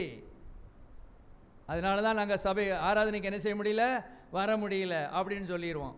ஒரு சின்ன வேலை தான் பார்ப்போம். ஆனால் நம்ம சொல்கிறது என்னென்னா பிஸி பிஸி பிஸி. வீட்டில் இருந்தால் எனக்கு குசி, இங்கே வந்தால் நீ ஜெபம் பண்ணும் பேர், எழும்பும் பேர், உட்காரும் பேர், தோத்திரம் போடு, அல்லேலியா போடு, இதெல்லாம் முடியாது நமக்கு. பிரைஸ் எல்லாம். அவர் ராஜாங்க, அவருக்கு எவ்வளோ வேலை இருக்குது. அவர் உட்கார்ந்து ஜெபம் பண்ணுறாரு, உள்தாள்கிட்ட ஆள் அனுப்புகிறாரு, விசாரிக்கிற ஆள் அனுப்புகிறாரு. அவரே தேவ சமூகத்திலேருந்து என்ன செய்கிறார், ஜெபம் பண்ணுறாரு. அவரும் ஜெபம் பண்ணுறாரு, உள்தாள்கிட்ட என்ன செய்கிறார், விசாரிக்கிறார். என்ன செய்யணும், நாங்கள் என்ன வேணாலும் நீங்கள் சொல்லுங்கப்பா, நான் செய்கிறேன். பாட்டு படிச்சிருவோம், ஏசப்பா ஏசப்பா என்னப்பா செய்யணும்னா சொல்லுங்கப்பா, செஞ்சிடுறேன். ஆண்டு சொல்லுவார், நீ ஞாயிற்றுக்கிழமை ஒழுங்கா வாப்பா, டைம் இருந்தால் பைபிள் ஸ்டடிக்கு வாப்பா, ஸ்தோத்திரம், இன்னும் டைம் இருந்தால் கொஞ்சம் ஃபாஸ்டிங் ப்ரேயருக்கு வாப்பா அப்படின்னு சொன்னார்னா, ஏசப்பா ஏசப்பா அதெல்லாம் செய்ய முடியாதப்பா, அதெல்லாம் செய்ய முடியாது. அப்படியா, பிரைஸ் அலாட். அப்போ பார்த்தீங்களா, கோபத்தை மாற்றினது யார், தேவதூதனா மாற்றினான், தேவதூதனா மாற்றினா இல்லை, மனுஷர்கள் தான் மாற்றியிருக்கிறாங்க. ஹல்லேலூயா. இவ்வளோ பெரிய தேவனுடைய கோபத்தை ஒரு மனுஷன் மாற்றக்கூடிய அளவு அதிகாரத்தையும் கிருபையும் நமக்கு தந்திருக்கிறார் என்றால் நீங்களும் நானும் எவ்வளோ பாக்கியசாலிகள். Price allot. கோபம் வருதா பரவாயில்ல, தேவ கோபம் வருதா ஒன்றும் பிரச்சனை இல்லை, அது சரி செய்ய வேண்டிய அளவில் நம்ம சரி செஞ்சிடலாம். ஹல்லேலூயா. அவ்வளவு பாக்கியத்தை நமக்கு என்ன செஞ்சிருக்கிறாரு, தேவன் தந்திருக்கிறார். சந்தோஷமாக இருக்கீங்களா, மகிழ்ச்சியாக இருக்கீங்களா? ஸ்தோத்திரம். தேவ கோபம் உங்கள் மேலே இருக்கா, உங்கள் குடும்பத்து மேலே இருக்கா, சபை மேலே இருக்கா, பட்டணத்து மேலே இருக்கா, தேசத்தின் மேலே இருக்குது தேவ கோபம். ஒருவேளை உங்கள் குடும்பத்து மேலே தேவ கோபம் இல்லாமல் இருக்கலாம், நம்ம தேசத்தின் மேலே தேவ கோபம் என்ன செய்யுது, இருக்குது. பாவம் நிறைந்த ஒரு தேசத்தில் நம்ம வாழ்ந்து கொண்டு இருக்கிறோம். எங்கே பார்த்தாலும் டாப் டு பாட்டம், கன்னியாகுமரியிலிருந்து எங்கே வரைக்கும், காஷ்மீர் வரைக்கும் ஒரே பாவம், விக்கிரக ஆராதனை, தேவனுக்கு பிடித்தமில்லாத பாவங்கள் பெருகி இருக்கிற இந்த காலத்தில் இந்த யார மாதிரி கடைசி அவஸ்தை யோசியா மாதிரி நம்ம இருதயம் அப்படியே இழகணும், உருகணும். அப்படியே ஆண்டவரே ஆண்டவரே இன்னைக்கு நாம் செத்தா ஸ்தோத்திரம், அந்த தைரியமாவது இருக்கா? இந்த கேள்வி கேட்குறேனே, இன்னைக்கு நான் செத்தா, இன்னைக்கு ஆண்டோடைய வருகை இருக்கும் என்றால் அந்த தேவனை நான் தரிசிப்பேங்கிறவங்க அல்லையிலே சொல்லுங்கள். ஒரு பாதி தான் தேருது, பாதி யோசிக்கிறாங்க கொஞ்சம், ஒருவேளை இல்லாமல் இருக்குமோ. பிரைஸ் அலாட், ஸ்தோத்திரம். சபை ஆராதனை அதுக்கு தான், எல்லாத்துக்கும் ஆயத்தப்பட. இன்னைக்கு வருகை இருந்தாலும் அவரை சந்திக்க நம்ம என்ன செய்யணும், ஆயத்தமாக இருக்கணும். தேவனுடைய கோபம் நம்ம விட்டு நீங்குவதற்குள்ளான வழிகளை பார்த்துட்டோம். இதை வாசிங்க, இல்லை ஒரு இன்னொரு தடவை கேளுங்க, இந்த வசனத்தெல்லாம் உட்காந்து வாசித்து நம்ம என்னென்ன செய்யணும்னு பார்த்துருங்க. நம்ம விட்டு கோபம் மாறிடும், நம்ம குடும்பத்தை விட்டு மாறிடும், நம்ம பட்டணத்தை விட்டு தேசத்தை விட்டு என்ன செஞ்சிடும், மாறிடும். இதுக்கு நாம் காரணராக இருப்போமே, ஒரு மோசையாக இருப்போமே, ஒரு யோசியாவாக இருப்போமே, ஒரு மனாசையாக இருப்போமே. ஹல்லேலூயா, ஸ்தோத்திரம். ஒரு யோசபாத்தா இருப்போமே. ஹல்லேலூயா. ஒரு அல்லேலூயா சொல்லுங்கள். Price the Lord. ஜெபம் பண்ணுமா, ஜெபம் பண்ணலாம். ஹல்லேலூயா ஹல்லேலூயா ஹல்லேலூயா. அப்பா நாங்கள் உம்மை துதிக்கிறோம், உம்மை ஸ்தோத்தரிக்கிறோம், நன்றியோடு உம்மை துதிக்கிறோம், நன்றியோடு உம்மை துதிக்கிறோம். ஆண்டவரே, எங்களுடைய நன்மைக்காகத்தான் நீர் கோபப்படுகிறீர். அப்பா உம்மை துதிக்கிறோம். அப்படி கோபப்பட்டாவது என்னுடைய பிள்ளை மனம் திரும்பி விடுவானா, என்னுடைய பிள்ளை மனம் திரும்பி விடுவாளா என்கிற கோணத்தில் தான் உம்முடைய கோபம் இருக்கிறதை நாங்கள் பார்க்கிறோம். ஆகவே தான் முதல் 7 வசனம் நாங்கள் தியானித்தோம். கோபம் வந்தாலும் கூட அதில் ஒரு இரக்கம், அதில் ஒரு கிருபை, அந்த கோபத்தை திருப்புகிறது.